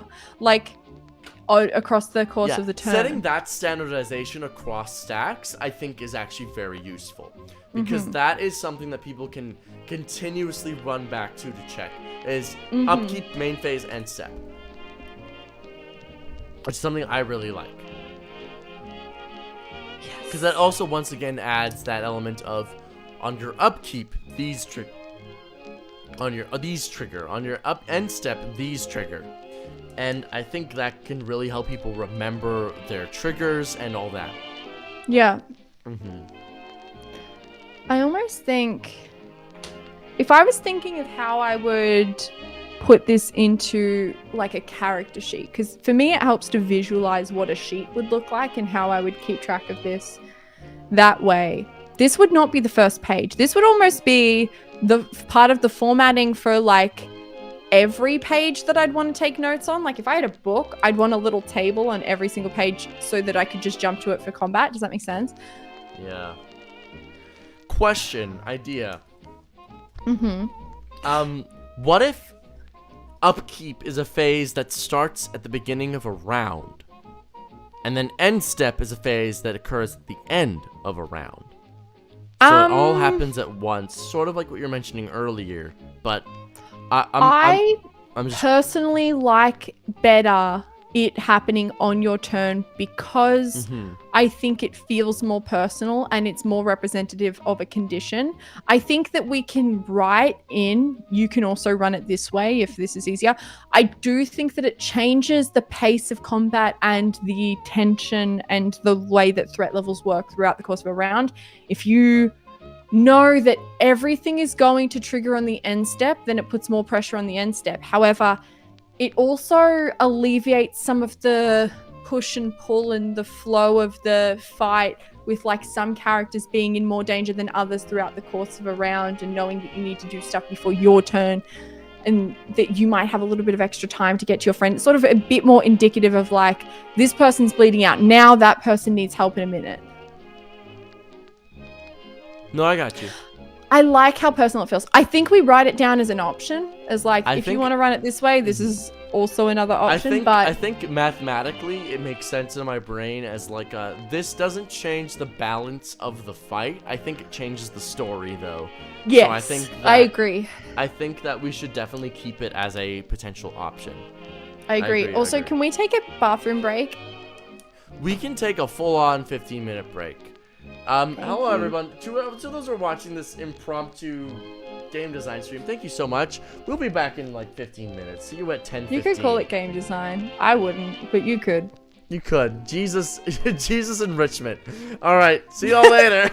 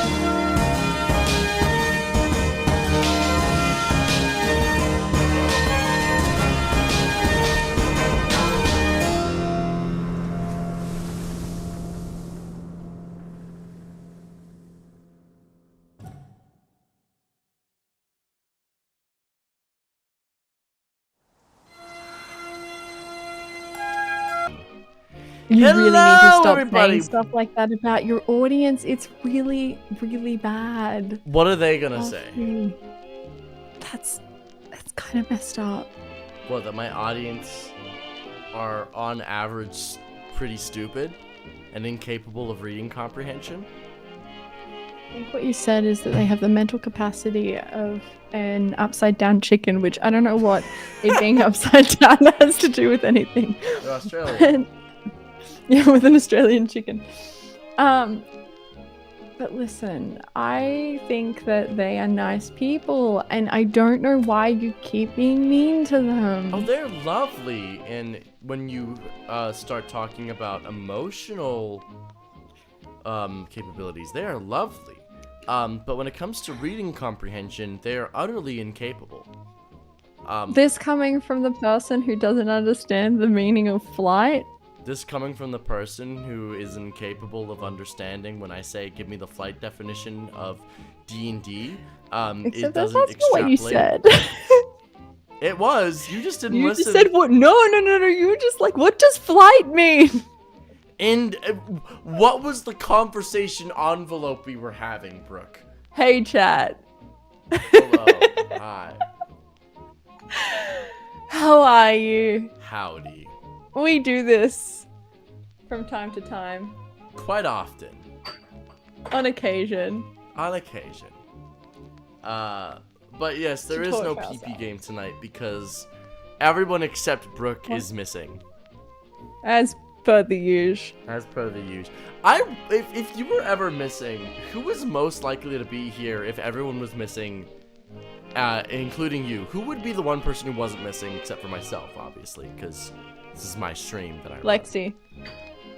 Lexi isn't technically on PP game. She's like a guest Valid. character. I'm talking on PP game. Who of the people who was to make appearances on PP game? I think that Pat is maybe the next most. I think Danny has a lot going on. He is the most consistent for the best reasons to not be here. Does that make sense? He and Amelia, I think, always have very, they're traveling.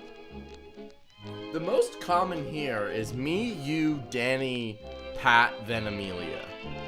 Yeah, but Amelia travels a lot. I think the thing is, Amelia never schedules over PP game, but ends up traveling, which stops Amelia For from being reference, here. I have no qualms with the players being missing. Yeah. In fact, Yeah. in fact, I have actively told the players, I understand this is a long-standing, consistent stream.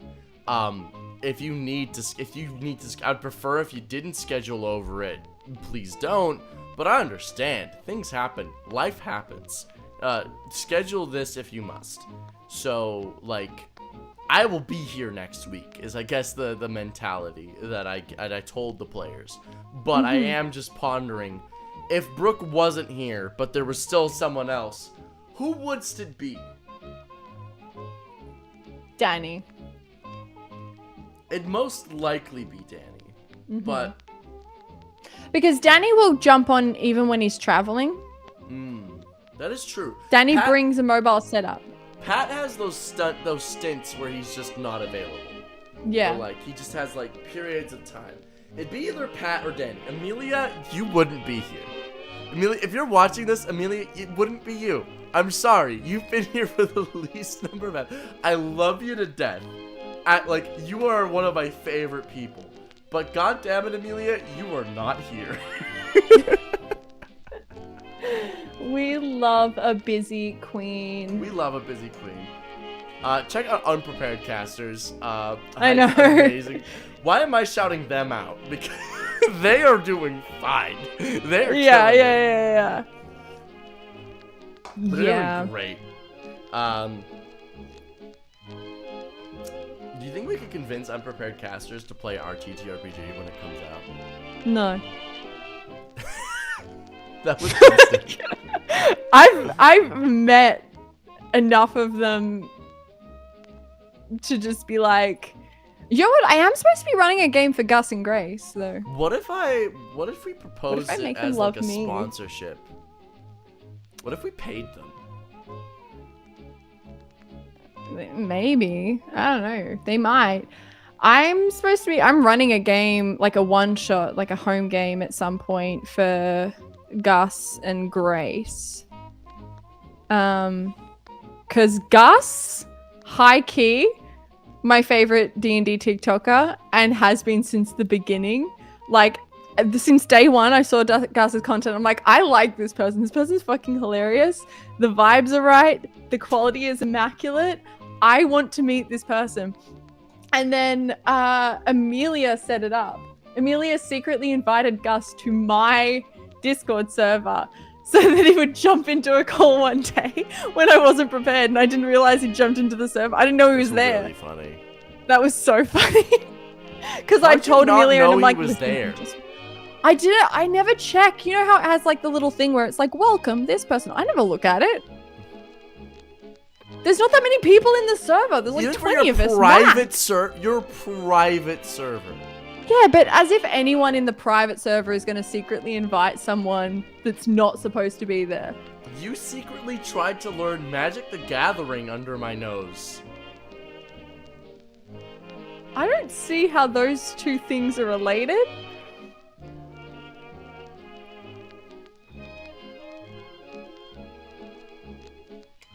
Question for Offbeat. That guy who was previously the host of the Blood Phoenix, is he mechanically a blood-themed wizard subclass you've made? No, he is mechanically a story plot device. Was he available for the players to fight? Yes, as is everybody. But in terms of, I think something that people often mistake when it comes to my DM style is they often will approach this with Offbeat always runs rules as written, therefore everybody in the game has rules as written classes to describe their abilities. No, this is a game that I run with a story, and therefore there are some things that are just need to happen for the plot. You also don't run rules as written. I also don't. I also just don't, because I've read the rules and they're shit. So, my rules are better. Frankly, they're just better. Name one rule that I've made that wasn't better than the standard. Your first interpretation of the flight Shut the mechanics. fuck up. We said Didn't we end up going with mine? that wasn't my first that was a homebrew way to make flight feel more reasonable. Mm-hmm.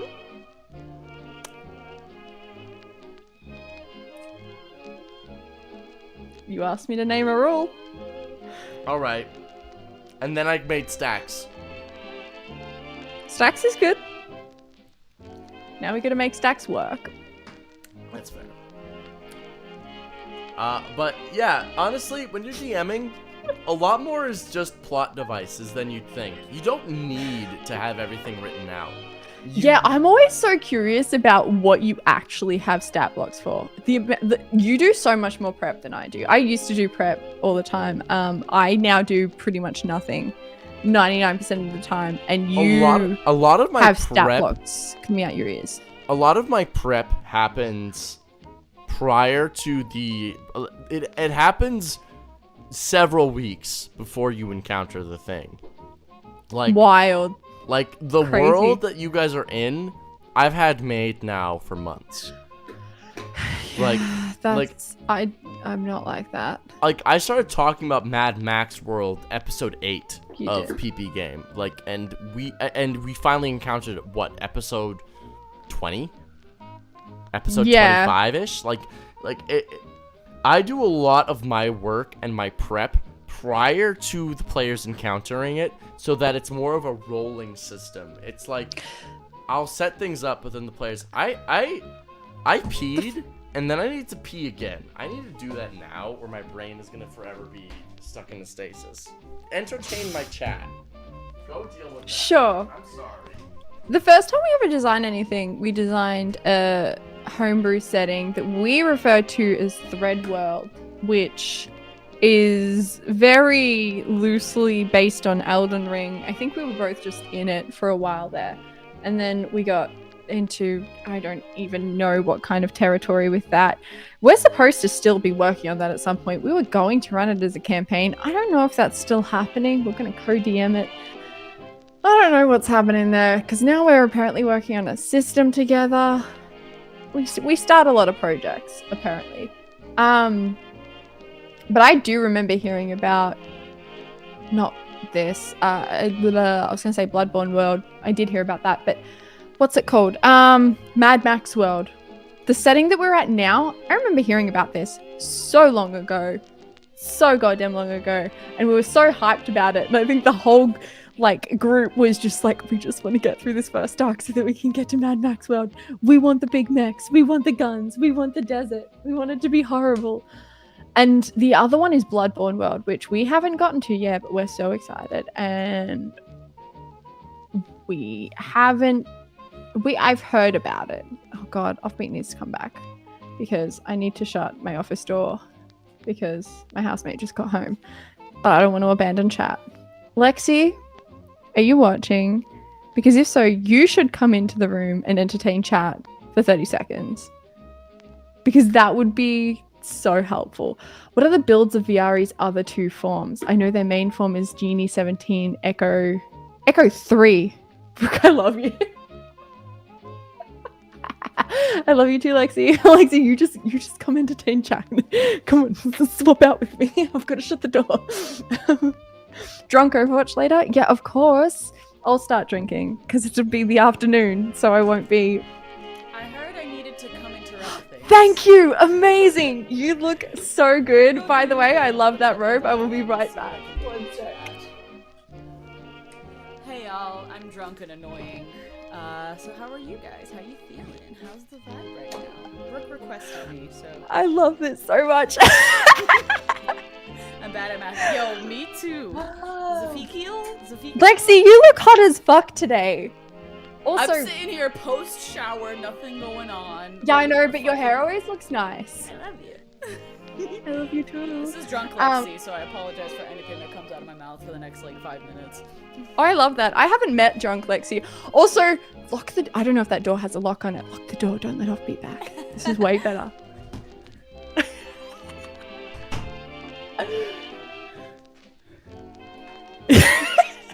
Okay. This is so good. Sorry, Offbeat. Love you. Bye. Sorry, Offbeat. Don't love you. Bye. This is our stream now. When are you getting? No boys allowed. No mask presenting peeps allowed. This is what's wrong with he, him pronouns, Offbeat. You. When are you guesting on PP Game? Please tell me you are. It's never been mentioned, so I assumed I wasn't. I made gods too. I made. I assume that you are though. I assume that you are the number one pick. I think this nepotism I know. I think I know who's probably going to be the high end of that list. I think you're up there. I think Jenny's up there. Valid. And I think Ballad's up there. Valid. I think those three are the main people that I can see coming on. Who else do we know? Taking me out of the list for obvious reasons. Who do we think would genuinely be top 5? Okay, so assuming that we're not including you, because I definitely think that you are that. It's either you or Ballad for number 1 spot. Excluding you. Ballad, Jenny, potentially Ben, who's one of my players who Offbeat has met and they really vibed. And I know they want to play together at some point. Potentially Ben. Komai, I think is definitely on there. Valid, yes, definitely. I think that some of the people in Offbeat's other games like Pfeffers might be on the list, but I don't know if they would be top 5 the way that because we've got Aaron, we've got Matt. Mm-hmm. Matt might be up there. Pfeff I know is 100% more DM versus player, so I don't know if he'd be. So am I, to be fair. True, you're right. I Pfeff didn't is play definitely 100% on the list. 1000% Pfeff is on the list. Yeah, Infer, please spill. Who's Infer? Oh, info. Okay, sorry. I have to read around. It's so much harder for me to read around typos when I'm drunk. I'm what the fuck you talking about? I know what you mean. I can't. I love this. Hello, drunk and annoying. I just showed up and have no clue what's going on. We stole Offbeat's stream. Yeah, Offbeat went to go pee, so I took over while they're peeing. So 6 C's. I think. I'm trying to think of who else. I can't wait to play with Jenny. I've never gotten to play with Jenny as a player. I've only ever DM'd for her. She is easily one of my favorite, if not my favorite players of all time. She's the easiest person in the world. The thing is, Jenny has a style of play that I've never encountered from anyone up until her. And when you learn to work with it, it makes your job so easy. It's so good. She just starts a scene. She will cut in and interrupt. Now I can see... I think there are DMs who would be annoyed by this. I think it's the most brilliant thing in the world. She'll just cut into a scene and interrupt another scene to start her own scene. But it's with the best comedic timing. It's with the best character moments. It is like, everything she ever offers, every moment she ever has in a game makes it so much better. I also finally made her cry in a game. Or just like main it's not. Syndrome, then who cares, you know? It's not, because that's the other thing is she's dead quiet the rest of the game. I just wanted it's just that one moment. She'll be like, this one thing. So like, I'm rolling up a contract and turning into a like she's making oh, she's the best. I love her. Love. Best part of Offbeat's stream when he's not even here. Valid. Oh, referencing Offbeat's previous campaign 7Cs. No, did Offbeat have a Jenny in that game? Was there? Jenny's one of my players. Offbeat plays with Jenny in my game. But Jenny is Just Jenny TV on TikTok, Twitch, and... Well, she's Just Jenny, or she's Just Jenny TV, or she's Just Jenny TTV, or she's Jenny _. It depends on the platform. Oh god, no. Don't bring him back. The quality just went up. Oh gosh. Ew, Offbeat. A player who helps the DM is what I strive to be. I always ask, what do you need me to be? The arsehole, the villain, the help. What are you talking about? Jump in chat, Offbeat. Go in chat. What are you talking about? You can be here. Oh god. Y'all, if I don't respond in chat for the next like hour, assume I'm dead. Yeah. You better not kill Lexi. She's the best stream partner. Just give me like 2 shots and then I can join in at any time, I promise. I love this so much. This is so funny. I didn't know that door locked. Like me times 2, that's all it is. It's That's valid. No, Offbeat. I guess I have to give it back. You think I don't know how to unlock the door? Yeah. I love you, Brooke. Bye. I love you, Lexi. I love you, baby. Food's here, by the way. While you were going, I was like, Lexi, jump on. She came into the room. I was like, the stream just got better. Lock the door. That's so goofy. Why would you steal my streaming partner?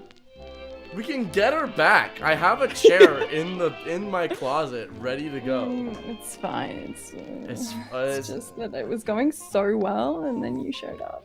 Hello, chat. What the fuck happened to my absence? We were talking about theoretically who would guest on PP Game aside from Lexi, because I said Lexi, and then she was like, "Okay, well, what about aside from me?" And I was like, "Top 5. My guesses are." Ballad, Jenny, Komai, maybe even Ben. I think Ben's on there. I think Pfeffers is an option, but I don't know if he's part of your top 5 list. I don't know where he sits, because I haven't met Pfeffers enough to know like where he might sit on a list. I think Matt is high. Matt's high. Pfeff feels uncomfortable as a player. He often is That's valid. He's much more comfortable in the player seat. I would in the DM seat. I mean, yeah. He feels very much more comfortable in that. He feels like as a player he doesn't really know what to do ever. I've had him as a one shot before. He's always like, I just feel weirdly. I just feel weird. I just don't do it enough. That's me. Mostly correct. Yeah. Ballad, Would you add anyone to that list? Ballad, Komai, Jenny, Ben. You haven't really met Ben a lot, but I know that you want to play with Ben, so I don't know if he would make a top 5 list, but I know that you want to play with Ben. Marcus probably as well. Oh, I forgot about Marcus. You're right. Yeah. big fan of Marcus. I remember the night that you introduced me to Marcus, and I was up until 5 a.m. You were up till 5 chatting with Marcus? Well, we all were in that group. I wasn't. I went to bed. No, you were. There's no way I stayed I was up 5 a.m. until 5. It was a normal... No, you had a normal sleep schedule for once. We flipped. Yeah, so I went to bed and then woke up and you were still on. Oh, is that what happened? Yeah, there's no way I stayed up till 5 a.m. But it was a group call. There was a bunch of us in there. Yeah, there was a bunch And then of it was people. just like 4 of us, but you were one of them. Marcus was another. No, there was Yeah. 5 of us. Lexi was there, and then I think there was someone else or something. But yeah, it was like the first time I ever met Marcus. It was like till 5 a.m. Can we He's just great. talk He's about- lovely. I fucking picked my own door to get in here. Did you just pick it? You don't have a key? There's no key to the... I didn't pick it, but it's one of those locks that on the other side, it's got like a screw that you have to turn. So I didn't pick it, but I unlocked it. I'm just saying, that's more impressive than I was given credit for. I open a locked door is all I'm saying. I felt cool. Okay, I'm sorry, Upbeat. Like, my mum, as you know, runs a business doing maintenance for real estate. Getting people out of locked rooms is like part of her job. She showed me how to... I'm sorry. Fair. That's just like whatever, a life Brooke. skill. Whatever. Doors with locks on them tend to have Like, these wings a way to... babe, they're garlic parmesan. Garlic Big parmesan. dick now. Okay, I'll eat a couple, but these are for you. I love them. Anyway, well, I missed the crew from Good job. Seven I Seas, had 6 to. Idiots. The crew from Seven Seas, I would love to have them back, but they're all very busy. I'm very sad. What happened? It's cool. They miss the Seven Seas crew. It's cool. It's like we're not It's good cool, enough or whatever. It's fine. They were. Yeah, no, It's got it's all nothing to good. do with you, Brooke. It's just that they were pretty awesome. They were pretty cool. I think that it does, though. I'm gonna take this personally. I'm gonna go cry about it. Okay. That's okay. I didn't. That was before I knew you. Mm-hmm. The Seven Seas game. It was my first run D&D game on stream. I remember you bringing up doing PP game to me, but I didn't realize what you meant. I remember because we were talking about, I was saying how I love playing warlocks because I love making bad decisions and bad pacts and I love the negotiation and I think it's so much fun. And then you were like, I would love to run a game for you sometime. I want you to meet my like patron Alistair, my god of contracts. And I was like, oh my god, I want to meet your god of contracts. That sounds so fun. And I thought I was getting a one shot. I was so hyped. I was like, oh fuck yeah, I'm getting a one shot. I never get to play. I always DM. And then the next thing I know, it's an entire campaign centered around being gods, and it's going to be streamed. And I'm like, okay, do I get my patron? I miss my boyfriend, Brooke. I miss you too, Lexi.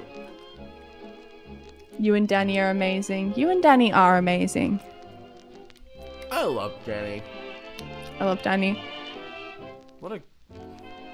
Genuinely, one of the best fucking dudes out there. Like, good content creator, Oh. good mindset. Danny. I just assumed they meant you and Yeah. Danny.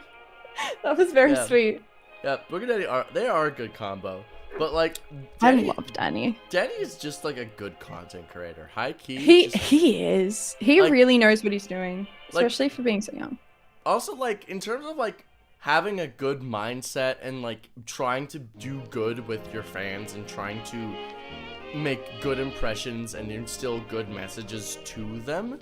Mhm. Like, I think a lot of time, a lot of fans don't necessarily understand the mentality that goes behind when I'm making content. What message am I trying to give my fan base that I leave with this? And Danny actually thinks about that, which is rare. Danny is a lot smarter than his internet persona would indicate. And it's not even like he has a particularly dumb internet persona all the time. Sometimes it's a bit dumb, but like, it's the comedy. Danny is really smart, and he will never get enough credit for that unless you know him. And you have this, but he's also like so young. He puts so much thought into it.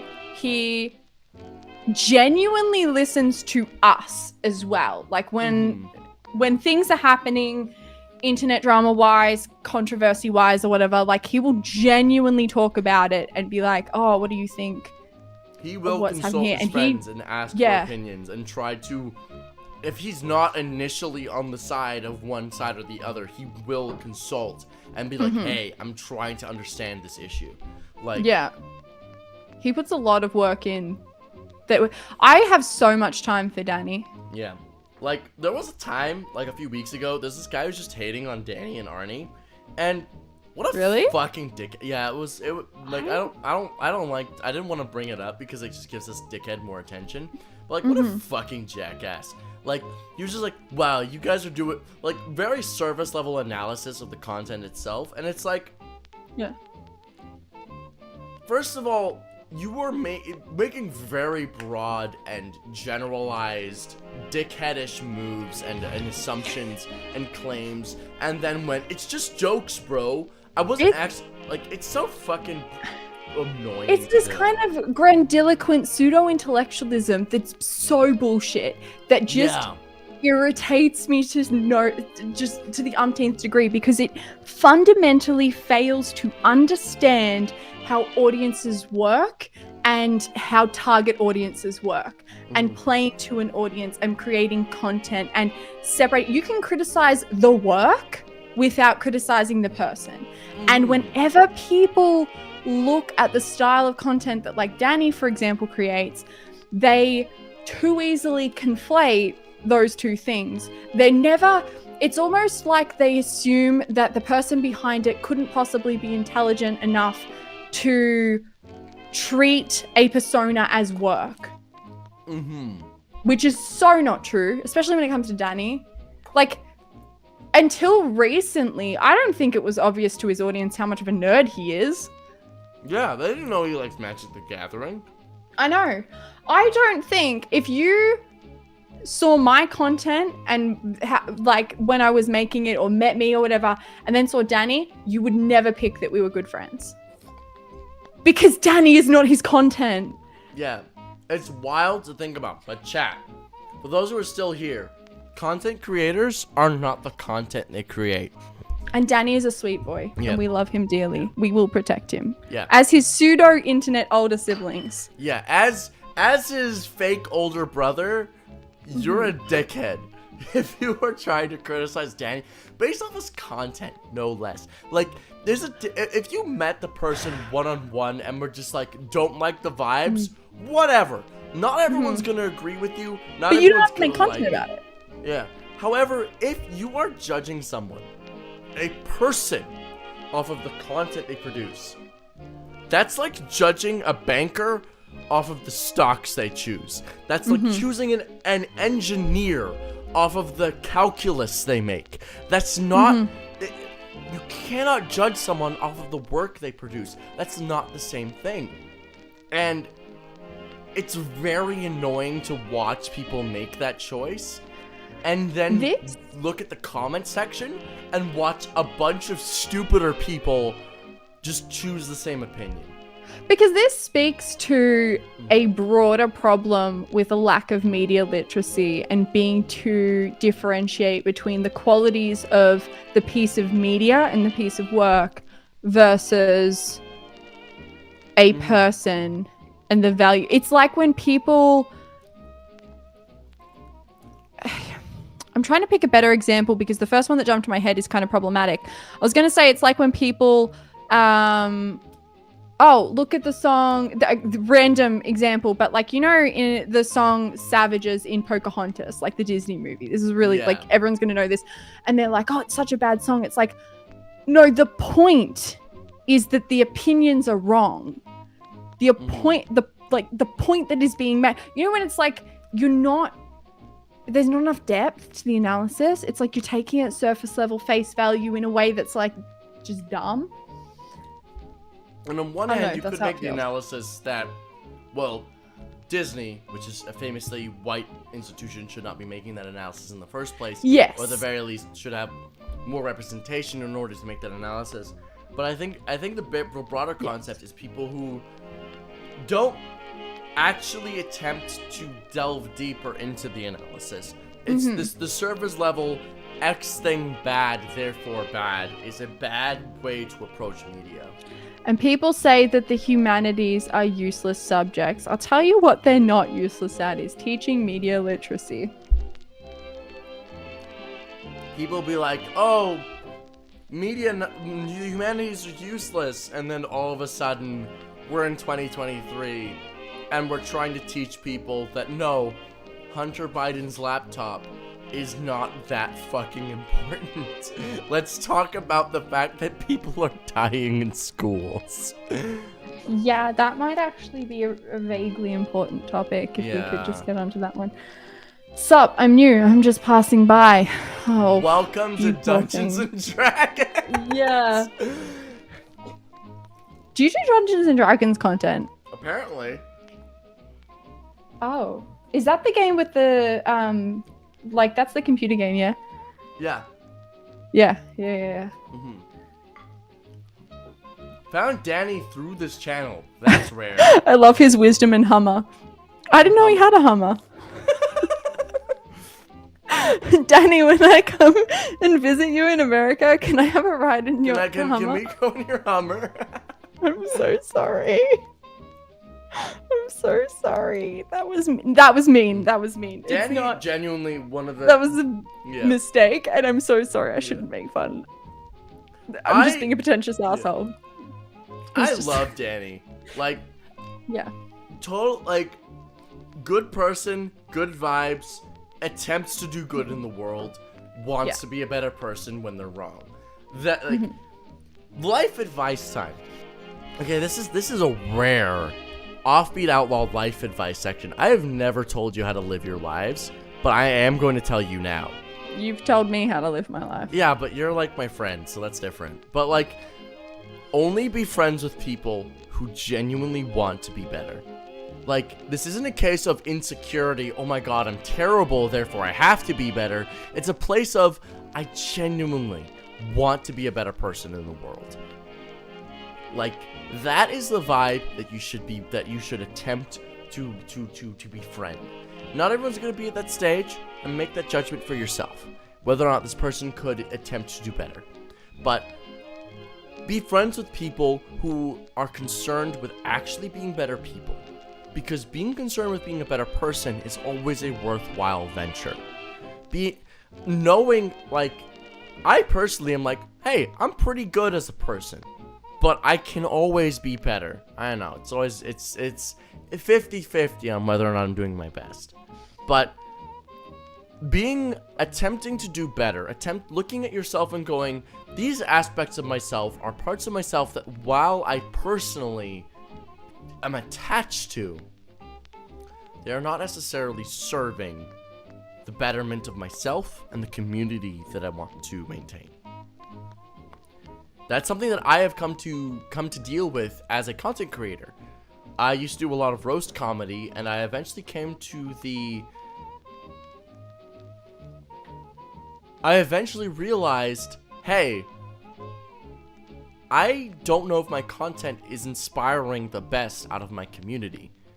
And I decided that as a person, that would need to change. And it did. And here we are now.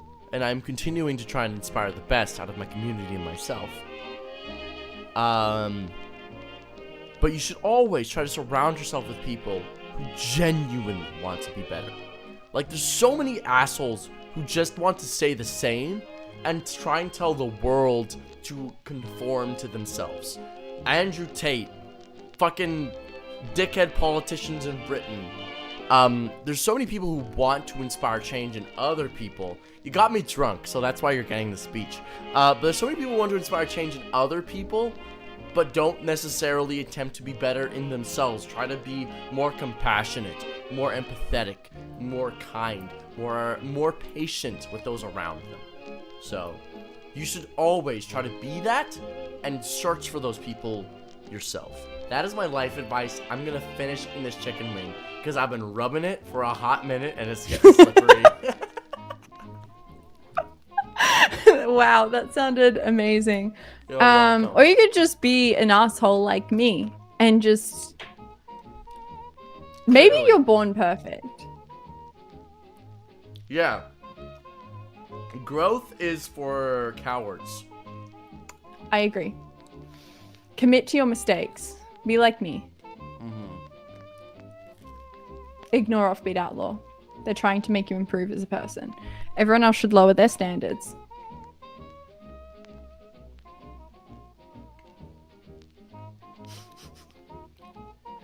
Or don't. Maybe listen to me. I rarely give advice because it's rare that I'm incredibly sure on things, but this is one thing I am.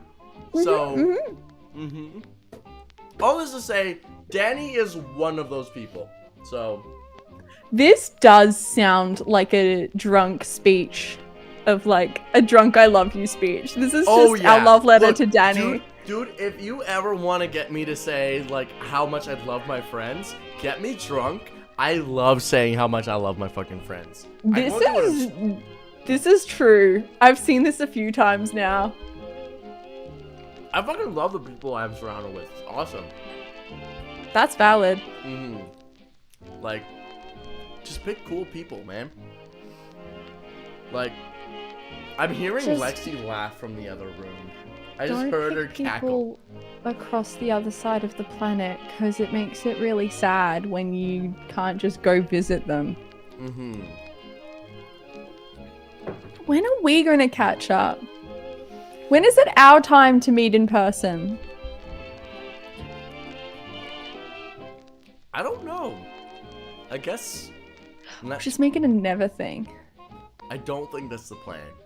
That'd be so funny though. No, it would be horrible. It would be. No, Brooke, you were interpreting comedy as tragedy. No, you can't say these things. Yes, I can. I'm very Tragedy capable. as comedy. You're going to fucking Gen Con, right? I don't know. I don't know. It might be too soon. Bugger. When your love language is physical touch? Okay. Hot take. Everyone has the exact same love languages, like all of them, just in different degrees. Like, hot take. Everyone is like, this is the only thing I need. No, it's fucking not. You don't just need physical touch. I'm big on physical touch, but that's not all I need. Everyone needs everything. Everyone needs quality time. Everyone needs gifts. Everyone needs affirmation. Everyone needs physical touch. Everyone needs all of those fucking things, just in different degrees. And to reduce the complexities of your emotional attachment to a single degree, that will reduce the quality of your relationships. Just saying. Yeah. But you can also figure out the one that you're fixated on is probably the one that you like the best too. Like words of affirmation and physical touch. Oh my god, if I can just hug people. Oh, I think physical touch is in everyone's top 2. Like, if it's not number 1, it's at least number 2. Like, I just want to give my friends hugs. I want to give everyone hugs. Well, I don't want to give everyone hugs. Lots of people are gross. But like, the people I care about, I just want to be able to give them a hug. And I need people to tell me they don't hate me. Like, fucking hell, the number of times I just go, Lexi, can we cuddle, please? Like, is astronomical. That's like, so funny. I need that shit. So I funny. need it. I need it like a drug in my veins. But to reduce, I couldn't say that is my love language because that's not the only thing I like. Mm-hmm. It's reductive. It's useless. It is denying so many important facets of your life. It is denying the joy of going out and having someone treat you. It is denying the joy of someone going, I know you like this. Here's a thing that I know you like. Yeah. Like, and it can be small, it can be grand, but I think consistent small things is better than like very occasional big things. Big things. I 100% agree. Like, I know we were talking about game design earlier, but now we're talking about life advice. But Yeah. But relationships are consistent, emotional effort. Not work. Effort. Effort is much different than work. Work is something that you have to do. You gotta go to work. But effort is something that anyone can appreciate, especially if they love you. If someone cannot appreciate the effort that you went through to love you, appreciate you, deal with you, help you, guide you, effort is something that should be appreciated at all levels of success. You should always, always, always seek people who are willing to put in that effort for you. And if someone cannot appreciate effort, they're a dick, and they should fucking be dicks by themselves. If you are with someone who doesn't appreciate the effort you put in, leave them. I know it's not always that simple, but if it is, do. That's my Please advice. excuse my silence. I'm having trauma flashbacks.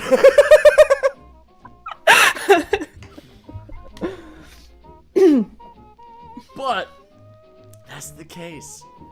And this goes, I know I'm talking about relationships, but this goes to friendships as well. Friendships, less commitment than relationships, but still require effort.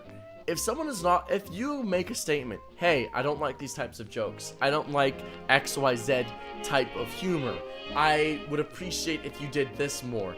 If they're not willing to go through that effort, they aren't worth your time. Your time is valuable, and you should always, always, always, always keep your time at a premium, so that only those that are worth it can get your effort. Yeah. Still having trauma flashbacks.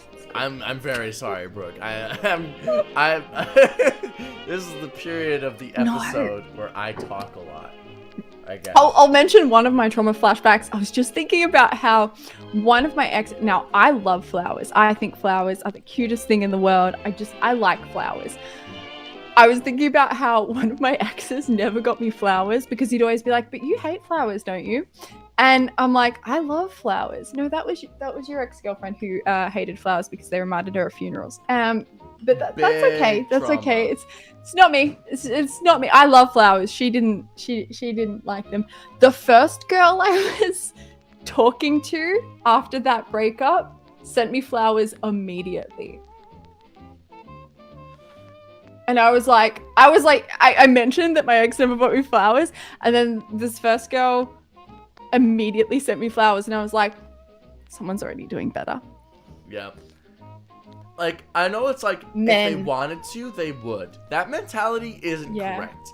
If they knew they would, that's correct. If you tell someone something, and then if they knew and they wanted to, they would. Yes.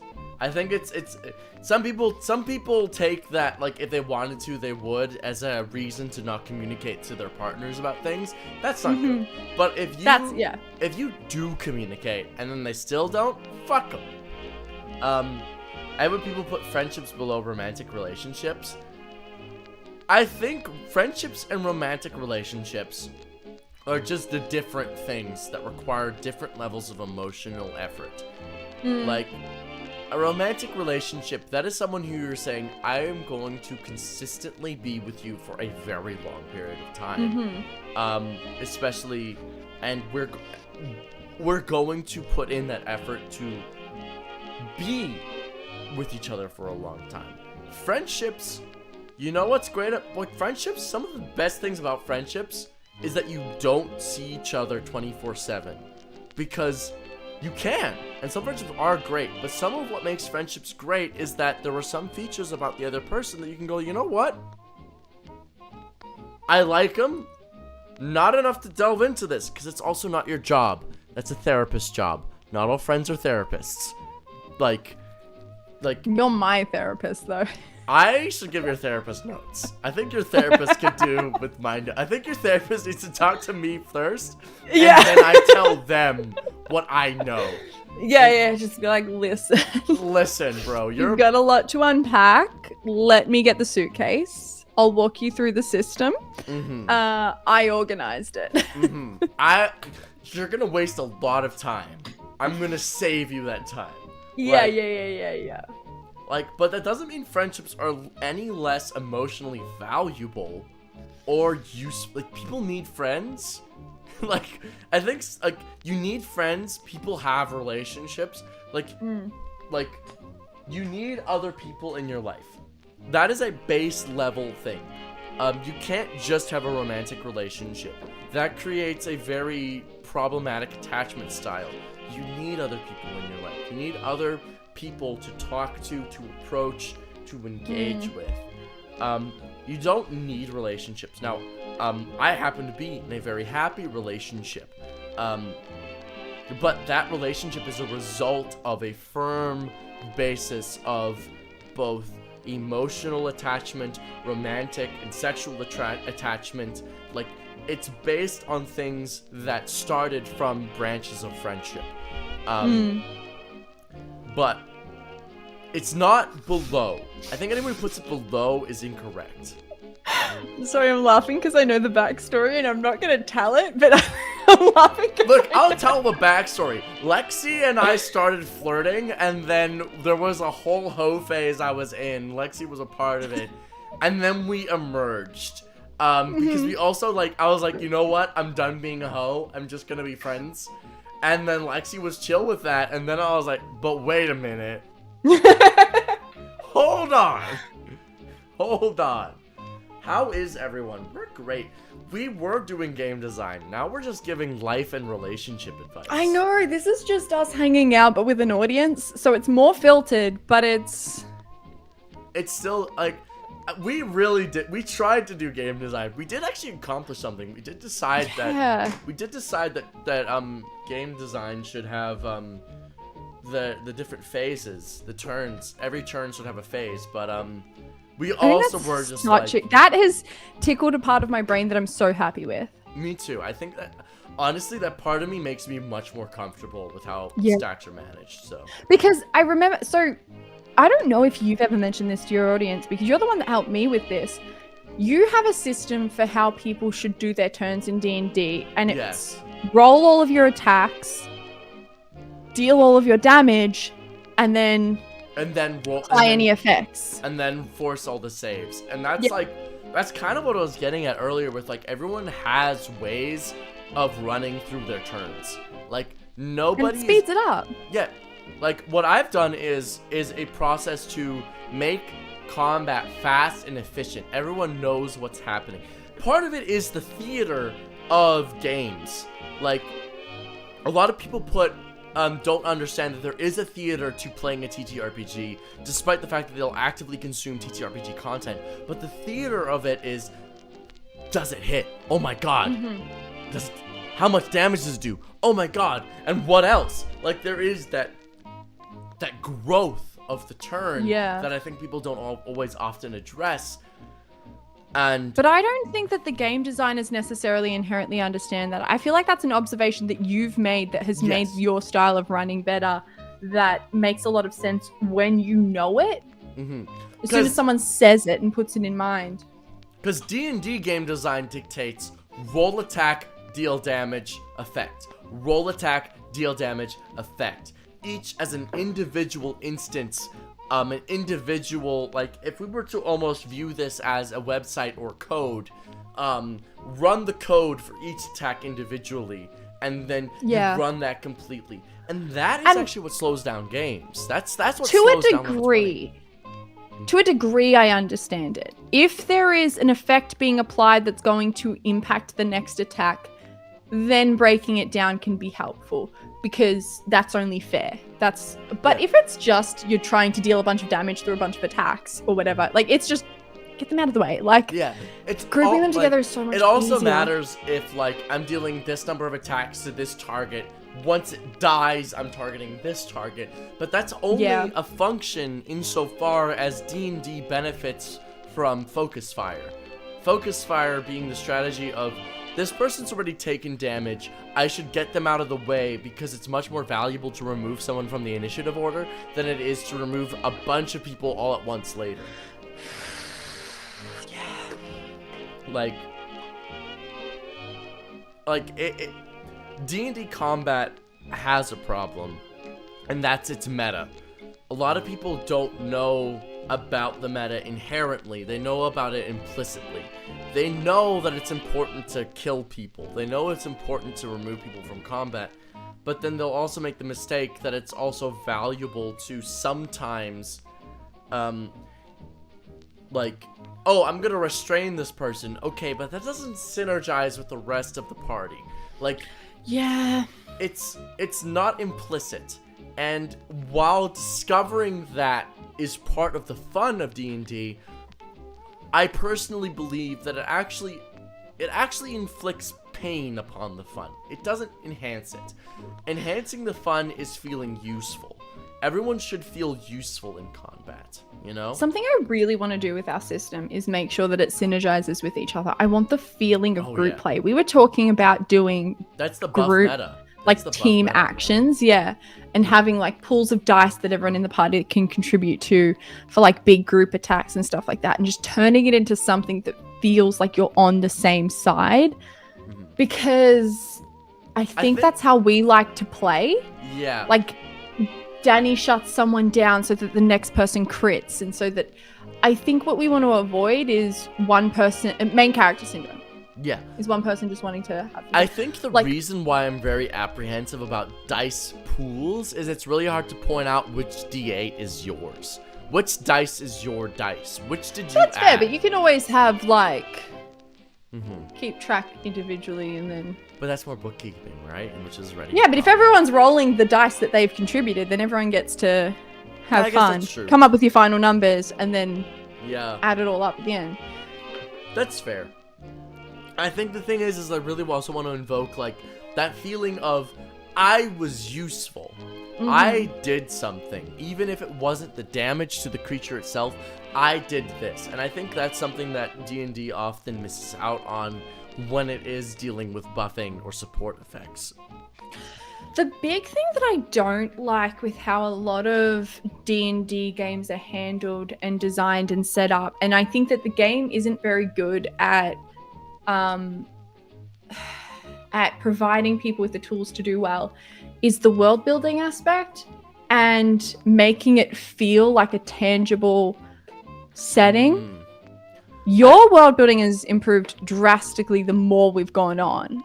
Oh yeah, 100%. But that's also partly due to the fact that I've talked to you, and you are a writer and have worked with writers and are trained as an editor.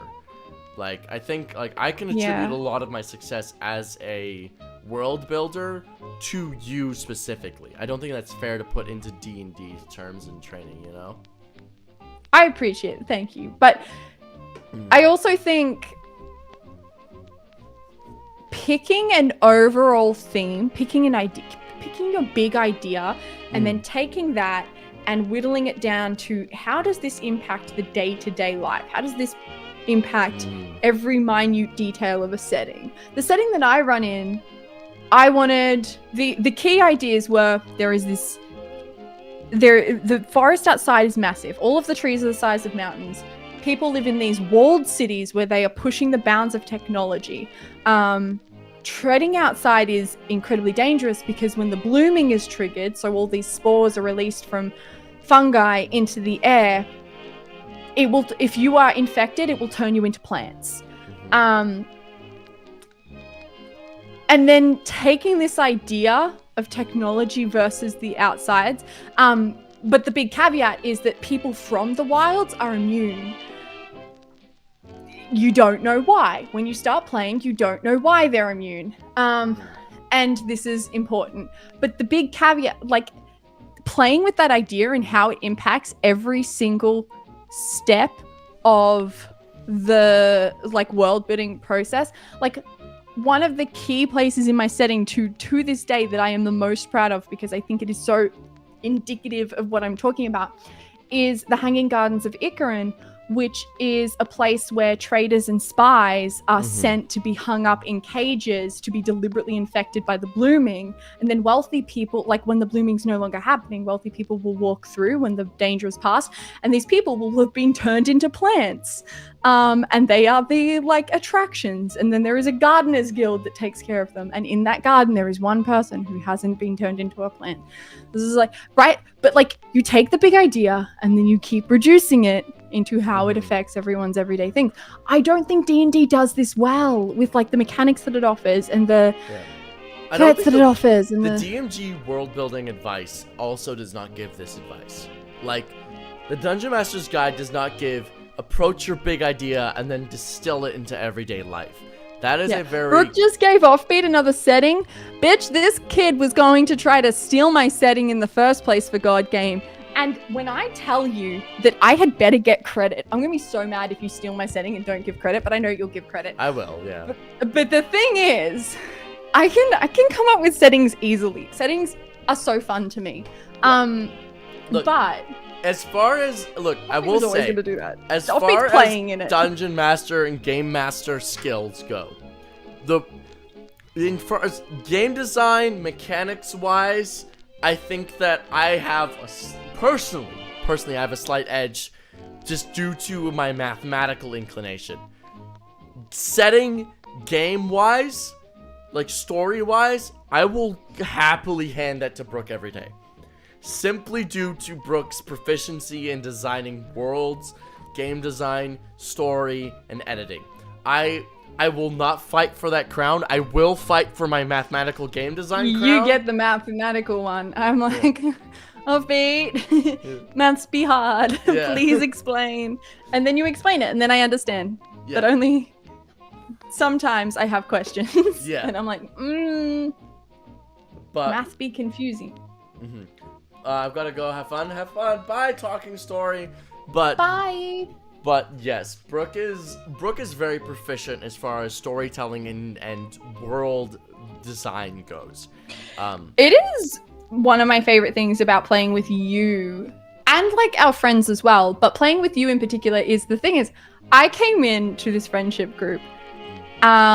This is, when I say this friendship group, I am referring to a different group than what people see on PP Game, because that wasn't the group when I first came in.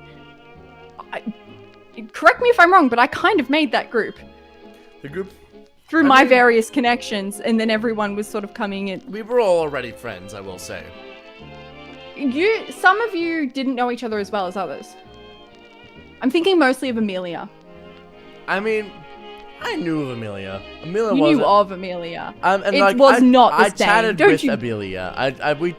We'd had amicable conversations. I definitely right, was a but it great was friend. not the same. Yes. Now the core group is what it is. Yeah, I will say that. That's fair. That's fair. Which is, to be fair, a broader group than what you see on PP Game anyway. Yeah. There are tons of people behind the scenes that we are friends with on PP Game that you just don't know. And you could know if, for example, you subscribe to youtube.com/unbeatable. Like that's a great thing you could do. Yeah, what if you did? What if you liked Pokemon and you watched the game that our friend Aaron designed? If you fucking watch PP Game and don't like Pokemon, what the fuck is wrong with you?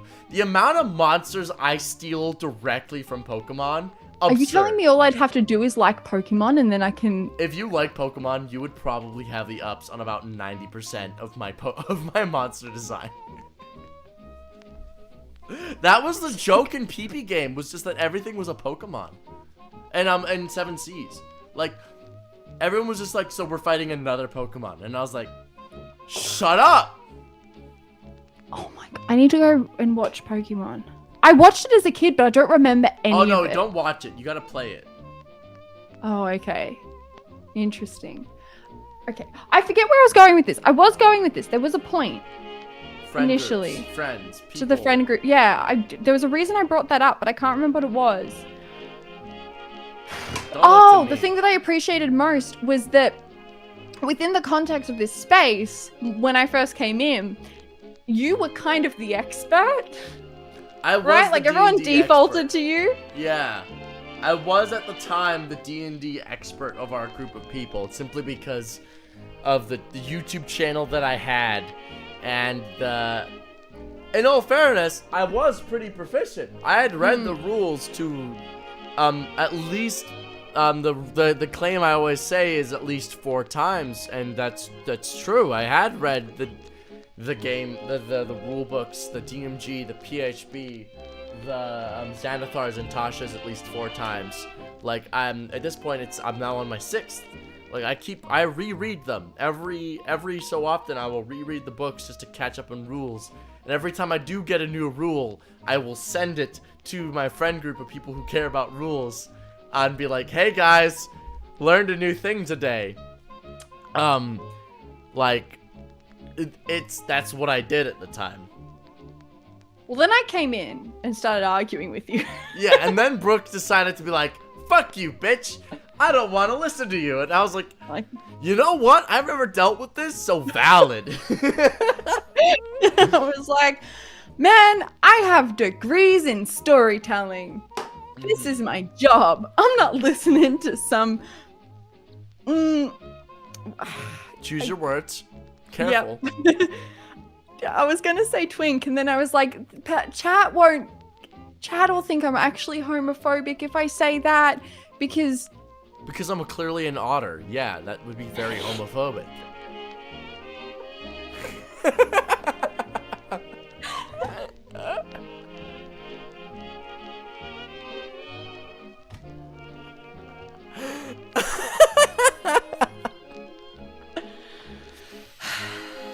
Big Apple has been drinking. Yeah. And I'm out. Am I out? I'm out of. I drank this whole bottle of red wine. Oh my god, can I bring up what happened? The wine bet? Regarding Lexi, can I? Am I allowed to? Yeah, sure, go for it. Lexi, do I have your permission to talk about the wine bet? Regarding you and Offbeat dating. I will only do this with both of your full consent. I'm pretty sure the context gives away the bet, but like, go for it. Not exactly, I guess. But It doesn't give a... That's true, Lexi, I need your consent to tell this story. We gotta wait for the lag to go through. Yeah. Lexi, you must give permission for the 19 viewers in chat. You did call it. You did call it. At every single step of the process. Look, for all those doubting whether or not Brooke is my best friend, Brooke has called a lot of things. Wait. Lexi? But the answer is no. Not best friends. Bet? She might be watching Miraculous Ladybug, so I may have to go and ask her herself. Okay, I'll go get it. Entertain chat. It's such a good story, but I refuse to tell it if I don't have their permission. Because it is about both of them. It's so funny though. Part of me hopes Lexi says no. I'm pretty confident Lexi's going to say yes, but I hope Lexi says no just so that I can turn around and be like, oh, sorry chat, you never get to know. Oh well. I am the D&D expert for every group I have been in and the Forever DM. I was until I got on D&D TikTok and I gained a bunch of friends who... My friend Ben, who Offbeat and I were talking about earlier, is the biggest D&D expert I know. He has read all of the books and also basically every single third-party book ever printed. Not literally every single third-party book ever printed, but goddamn, has he read a lot of them. So good. Also one of the best players ever. I want him as a guest on PP Game. Oh my god, chat, can we just like conspire actually?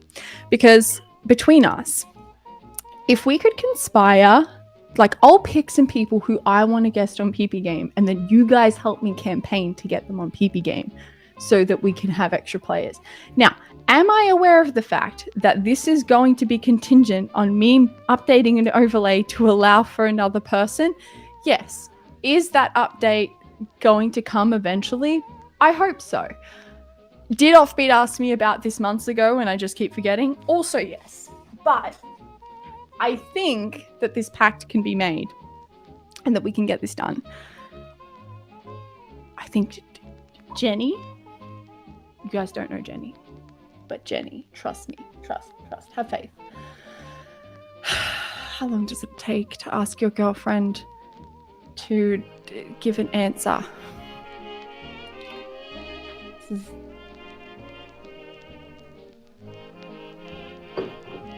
I feel like the story is no longer funny now that it's taken so long to get an answer on whether or not I can tell it. No, it is. Trust. Also, subscribe to Offbeat's Patreon. You should do this because they are great. Oh, also, they're working on this new video that I'm very excited about. They filmed it the other day. It's about Zorro and Batman. It's very good. I got the spiel. I got the rundown, like the initial early copy, which was very funny, very good. What do we think of this switching content, by the way? I'm excited for it. I think Offbeat's going to be better at commentary content than D&D content, which is not to say that they're bad at D&D content. They're great at D&D content. Just that I think that they're better at commentary, and it's going to be way funnier. Because they're supposedly a comedian, according to them. At any rate, I do wish they would hurry up, because this is a lot harder when I don't have a topic to stick to. It's not like I can sit here and do game design on my own. Normally when Offbeat leaves, we're in the middle of game design and I can just like keep going with whatever the topic is and interact with chat. But currently I just have to talk to myself because they're not here. And I don't know how this works. What's crazy is that the feed on my Instagram are human Pokemon. What does that mean? I can't wait for it. I'm waiting for you to drop content. That's so funny because I haven't made content in so long. I don't know if you have seen my TikTok. It's very outdated, but I have content on there. It's Brooklyn Tuesday. I'm at Brooklyn Tuesday everywhere. You really don't have to watch it though. It's mostly... There it is. I'm staring at it. It's, you know what? We'll get back into it. We'll start making content. I have the scheduling now that they're supposedly a comedian. Listen, they have an acting degree. They used to do roast comedy. One of our ongoing arguments is about the time they roasted me. It was hilarious and also ouch.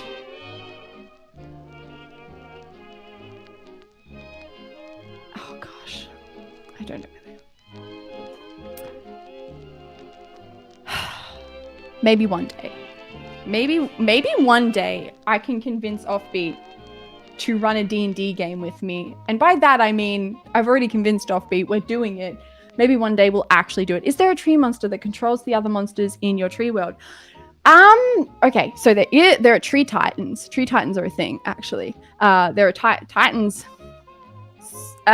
So my god system works in tiers. I have the Watchers, the Weavers, the Children, the Hallowed, and the Titans. So the Watchers are gods of like death and dreams and things like that, and they are unchangeable. They don't really care. They just do their function. They're so high tier that like they're not interested in day-to-day affairs of people. The Weavers are more like your Greek gods, like your Zeus and Poseidon, that sort of thing. The Children are underneath that. They're generally lower power, but they're like more interactive. They will just appear in front of you and mess up your life, and they like to toy with mortals. The Hallowed are mortals who ascend to divinity. My current group of players, including Offbeat, are playing as a bunch of level 18 school students who are trying to become gods. and they are about to do it. They're taking on a tree titan in the very next game. Tree titans do not have stat blocks, kind of. I keep telling my players they don't, they do.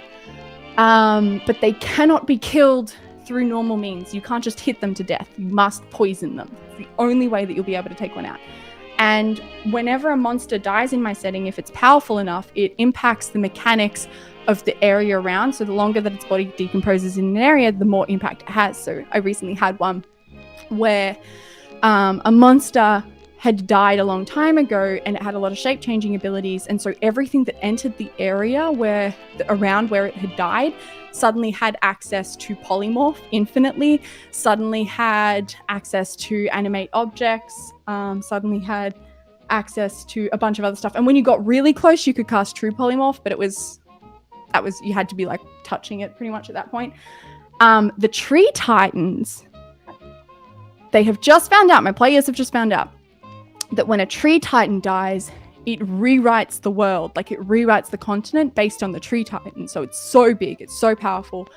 And not just tree titans, but any titan. When it dies, it rewrites the landscape and the mechanics of the world. And so they're currently trying to take down a tree titan to rewrite the world.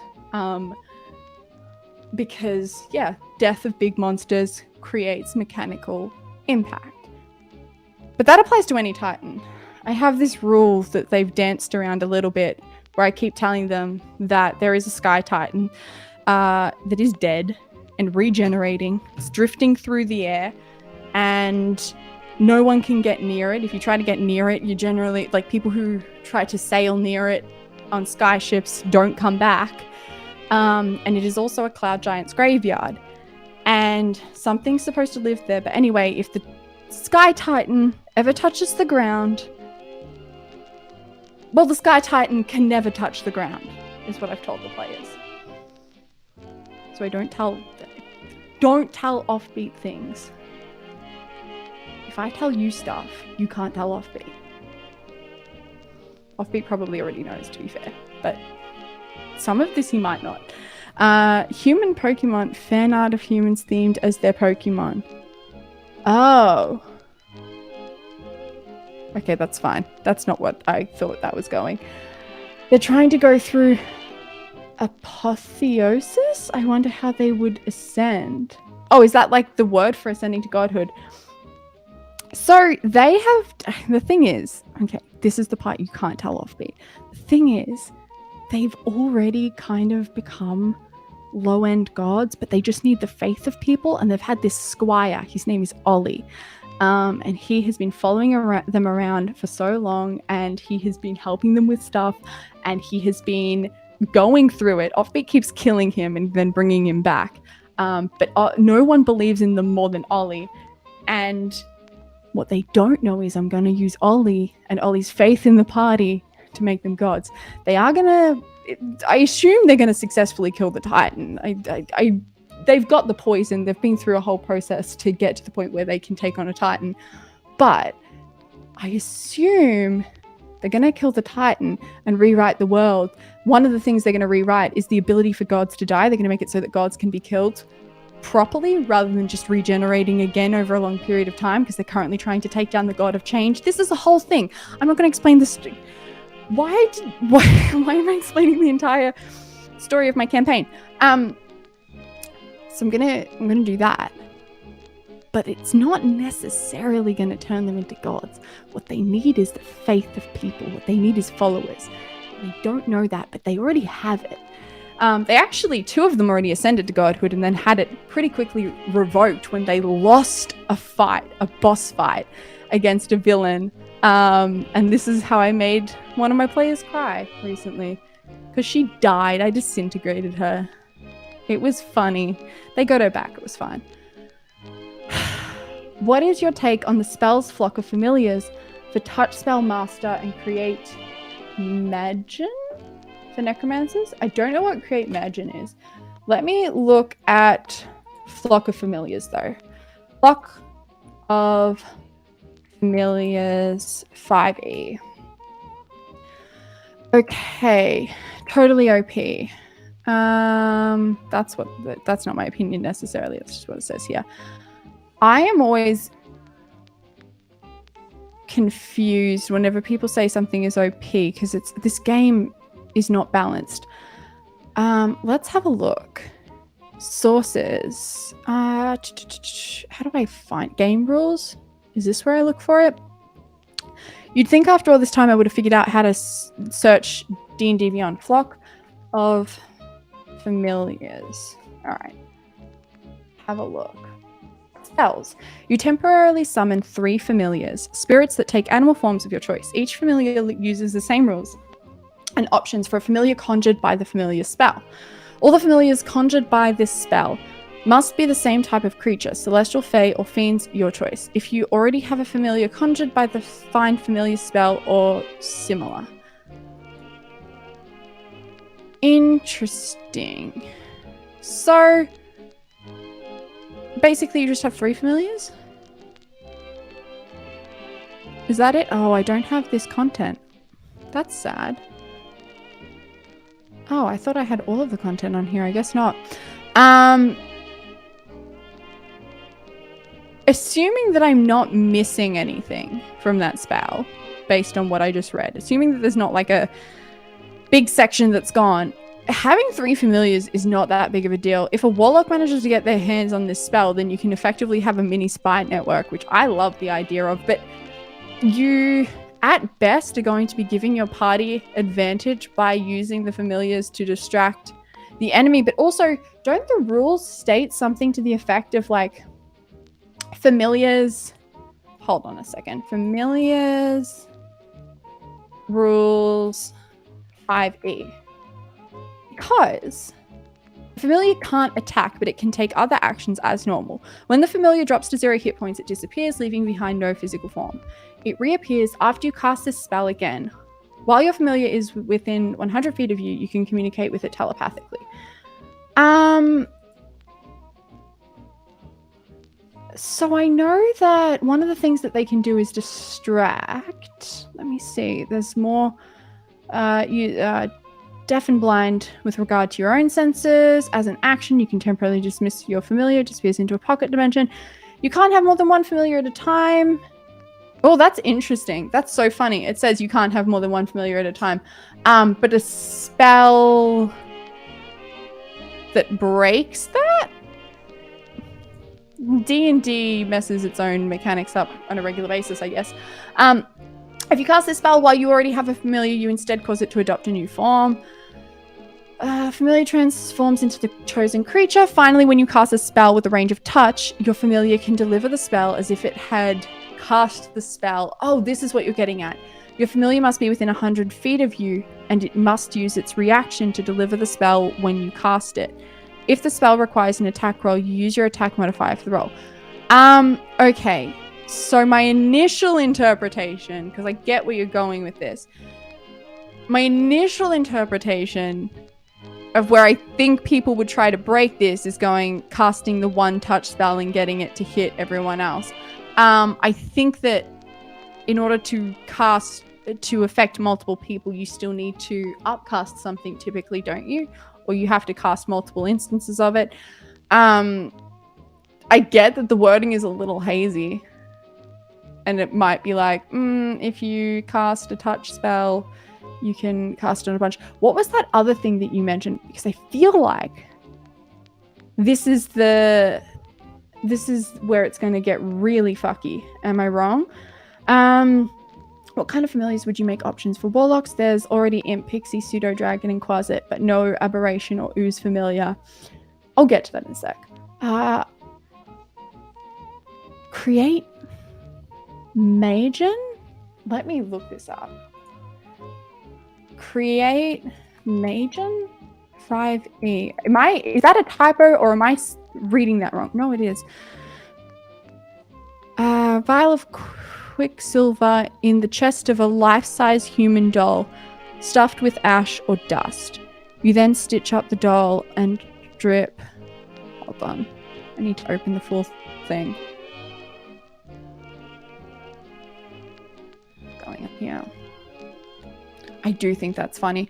I mean, something like that. Something like having the ability to cast touch spells and through your familiar and having 3 familiars to do it we already know that spellcasters are drastically more powerful than martial casters in D&D. We know that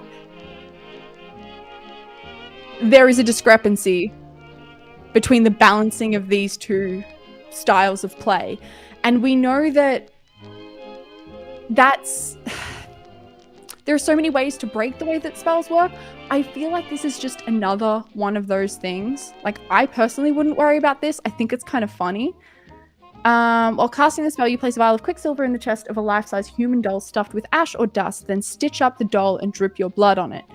At the end of casting, you tap the doll with the crystal rod, transforming it into a maiden clothed in whatever the doll was wearing. The type of maiden is chosen by you during the casting of the spell. When the maiden appears, your hit point maximum decreases by an amount equal to the maiden's challenge rating, minimum reduction of 1. Only a wish spell can undo this reduction to your hit point maximum. Any maiden you create with this spell obeys your commands without question. That's a 7th level transmutation. What does it do? When you say maiden... Oh, spell lists wizard. Wait, is this like you make an army? With extra familiars? Offbeat's gonna be so mad. Does Offbeat know about this? Because I want to do it now. Never tell Offbeat. Offbeat is not playing a high enough level spellcaster in my game to be a problem. Because they don't have access to 9th level spells. They can't cast Wish. The party went for a bunch of like martial characters. I'm like, power build your characters, do so much damage, you're monster hunters. And then they just did not play high level spellcasters, which means I don't have to worry. I have it, I'm so free and clear of any kind of trouble with regards to that. Fun monster, grey skin, strong regeneration, 10. No, don't come back, because I want to break your game. You want to break my game? What the fuck are you doing? It's so fun though. Okay, because chat is great. I love this. I love when I learn things about this stupid little Dungeons and Dragons game.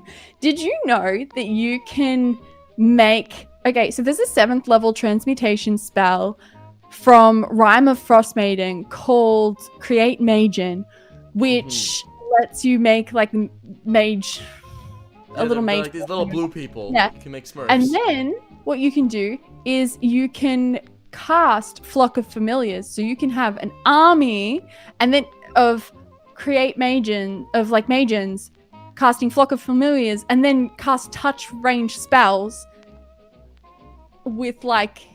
With using familiars. Also, Find Familiar and Flock of Familiars like directly contradict one another in terms of like their wording, but whatever, we can deal with it. There's a reason why I don't allow Flock of Familiars in my games, because they break the game and they are not well designed. Basically, so fun. Any spell designed by Acquisitions Incorporated, by the way, I do not really allow. Oh, that's true. Oh, is it an Acquisitions Incorporated spell? I'm pretty sure it's Acquisitions. I'm very... Now I know why I didn't know about it. Yeah, I'm very, very sus of Acquisitions Incorporated. Jim's Magic Missile is also a problem. Jim's Magic Missile fundamentally destroys the game. But I could just make an army of Magen with an army of Familiars. Wow, that's so interesting. You can already fucking do that. Yeah, I know, but it's so fun. Can I please consider this? Okay. Simulacrum Army. Flock of Familiars. What's the point? Fun. A bunch of little guys. Don't I still treat the flock as a single creature? Do you? I'm pretty sure I do. It's 3 familiars. Oh, I'm gonna look it up. A bunch of little guys. Oh god, I'm so bad at spelling when there's chicken wings in the way. Can I have one? Offbeat. Familiar, some of that spell. I'm looking it up. Necromancer's 10th level ability makes so HP reduction is cancelled, and there are 3 Magen. What? Yeah, can I do it? The Necromancer ability is poorly worded, and I homebrew it in my home game so that the game doesn't fucking break. Because you can break it with aid. No, I don't. Do you want me to break this I game know. with aid? Breaking D&D using the wording of aid is one of my favorite things. It's also a thing that has caught me out a couple times. Yep. Oh no, it's not Acquisitions, it's Lost Laboratory of Qualish. This is another one of those things that's fucking bullshit. Can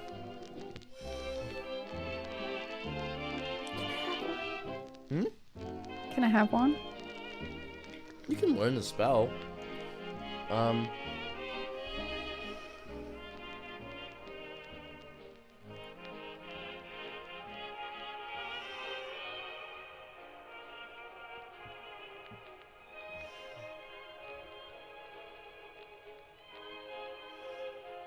If you upcast it, you get more than 3. You can do it. I can just feeble mind everyone. It doesn't spread. You can only feeble mind through one, which doesn't change. Yeah, but it would just cover such a range. You would already. I mean, yeah, I guess. Definitely my interpretation is the same as yours in terms of that, but technically what it says is, finally, when you cast a spell with a range of touch, your familiar can deliver the spell as if it had cast the spell. But, oh wait, no, because the spell would then still have its same limitations. Yeah. Okay, touche wording. Yeah. That would be so funny though. You can do it, I guess, but you don't need the Magen spell to do it either. I know, you did give me an army of simulacrums, all of which have true polymorph, and I have never been handed more power in my life, and I don't want to abuse it, but I do want to abuse it. You've been abusing it. You've been. I've barely touched the monster manual. I've not even skimmed the surface of all the military tactics I could introduce. I barely stole $1 million from the citizens of my country. I barely stole $1 billion. Oh my god, but wouldn't it be so fun if I started using it in our battle strategies? Like, how good was that beholder wall? Like I said, use them as set pieces, we're fine. Throw them in initiative order, I'm gonna have a hissy fit. I know. I'm not using them in initiative order. I promised you I wouldn't. God. Why do all of my DMs start limiting my creativity? It's called Dungeons and Dragons was a game made by people who barely understand the game that they made.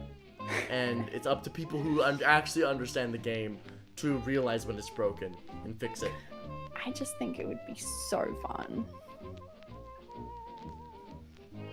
It is already fun, to be fair. I love my simulacrum army. Designing around that sounds like an arse ache. I was just saying to chat that when you guys all made your characters for my game, you guys made a bunch of martial characters. You don't have access to 9th level spells, and you won't, like, pretty much ever, because of the way that your class is distributed in your levels. Works, yeah. Yeah, so you'll never have them. So I never have to worry about a simulacrum army, which is genuinely one of the more problematic things that you have to worry about when you're running at high level, is like, how am I going to end up with simulacrum? How do you handle a simulacrum army is a big question that you must answer if you're running at level 20. Danny, in our game that we play with him, said you can't have more than 3 simulacrums. He made it a crime, which is by far the funniest way. Yeah. Holy shit, is that funny? Because he made it a world where the wizards control the government, and basically it's illegal to have more than 3 of yourself running around at a given time. And I love that. That's an amazing excuse, and I should have thought of that for PP game. But it's so fun. We're playing gods but in it's your game. Very funny. It is. I get it. I do get it. I haven't had to deal with it yet. No players have ever attempted it on me. The thing with simulacrum armies is you treat them as the setting. It's no different than having a very well-trained army that the party can send out wherever they want. You have more capabilities and utility than an army, but you still are just an army that requires orders and you can send to places. So my character sheet design works so well for that too. Yeah, you can be anyone, you can exist anywhere, you can talk to anyone. It's a really well made design. Can I just break down this sheet like real quick? Yeah, go for it. Because I have the 17 levels in Genie Warlock, 3 levels in Echo Knight Fighter. What this means is that I have the Simulacrum army, and this is just, the rules is written stuff. Ignore the fact that I have some bullshit with True Polymorph or whatever that you've added to the sheet. Ignore all of that. Ignore the base. For a moment, yeah. Yeah, the base sheet has the act defeat, so I always sound perfect, like someone else. I can perfectly adopt their persona. I have infinite access to alter self, which means that I can physically alter my appearance at will, properly, not just an illusion. And don't get me wrong, things like True Sight will see through it, but the average person is not going to. I have infinite access to invisibility because of my Warlock invocations as well. I have the limited wish, which cannot be countered by a counter spell because it replicates the effects of a wish. It doesn't cast a spell, which means that I always have an out because it replicates the effects of a spell up to 6th level, which means that I can always dimension door out. I can always, there's always something that I can do. But even short of that, I have the necklace, which is like my genie trinket, which also cannot be counterspelled, which I can just jump into and then plane shift out of there because I have the plane shift spell. This sheet makes me so fucking hard to catch, and that is without the fact that it's also 3 levels in Echo Knight Fighter, which means that I have my echoes. I also have Charlie, my familiar, because I've gone Pact of the Chain Warlock, and I have the invocation that lets me contact them through anywhere on the plane. So, and because of Pact of the Chain, you can make it an imp, which can also be invisible, which means that I am such a good fucking scout. I don't think I will ever come up with a better scout sheet than this sheet. And then also, because of the 3 levels in Echo Knight Fighter, I can have my Echo up, and I can Ghost Lance because I have the push and pull versions of Eldritch Blast. My Eldritch Blast does a fuck ton of damage. This is my favorite sheet, and also the sheet that I designed for Danny's game is really fun as well, and I'm obsessed. It's a very good sheet. If you want to ever take as best advantage as you can from a Simulacrum army, highly recommend Brook sheet. You'll have a lot of fun. Brook and Offbeat, if you were to give Warlocks another familiar option, 1 per subclass, what kind of familiar would that Warlock have?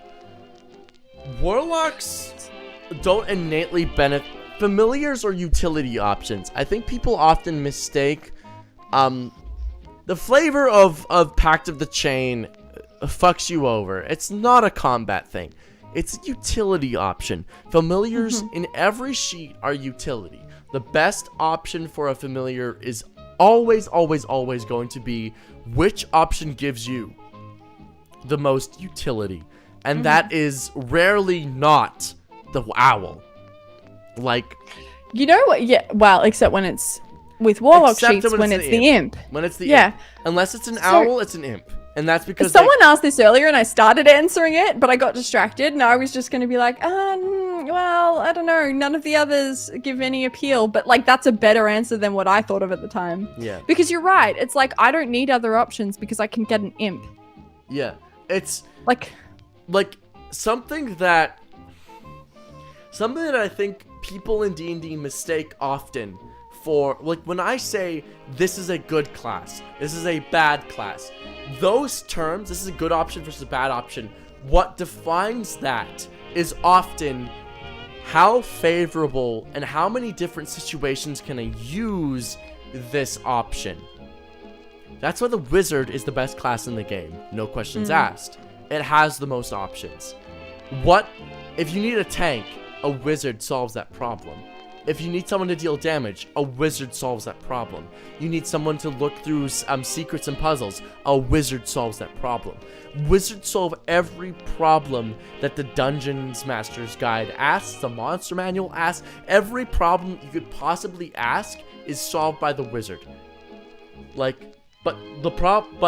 So when it comes to how do you analyze what problem do I need to solve, and is this a good option? It's, well, what does this solve as opposed to what you can already do? So with the Warlock, let's look at a Hexblade, for example, one of the best Warlock subclasses, especially when you're looking in terms of dips. The Hexblade Warlock deals damage. You need utility. Okay, just get a fucking owl familiar. It can fly, you can see through its vision, it can scout, it does everything you need it to do. I guess an imp is okay, but what kind of familiar would I give it? Well, it already has access to it. It's the owl, it's the imp. Familiars are useful because they provide options, is I guess the end answer of this. And I think that, speaking about utility as well, whatever you want to do with your sheet is important. You tailor build your sheets to be very good at one thing. I try to make them good at a bunch of things, and will go to the ends of the earth to try to fit my favorite things onto a sheet, because they're so good. I would say I think my sheets are usually trying to find unique ways to deal damage. Yeah. Yours are typically deal damage in one confirmed easy way, but how do I get utility? I think that's a good way to describe the different ways that we design our sheets. Because Danny, the sheet that I have for Danny's game is 17 levels in Chronology Wizard, 2 levels in Fighter, and 1 level in Warlock. And it's Hexblade Warlock. I wish that, if we could get more levels, then I would love to be able to get, a Warlock Pact or something, or a Fighter subclass. I wanted the Action Surge. Honestly, make Action Surge a feat. I don't want to have to take a 2-level dip. Make Action Surge a feat. No! Make it have a level requirement. Wizards of the Coast.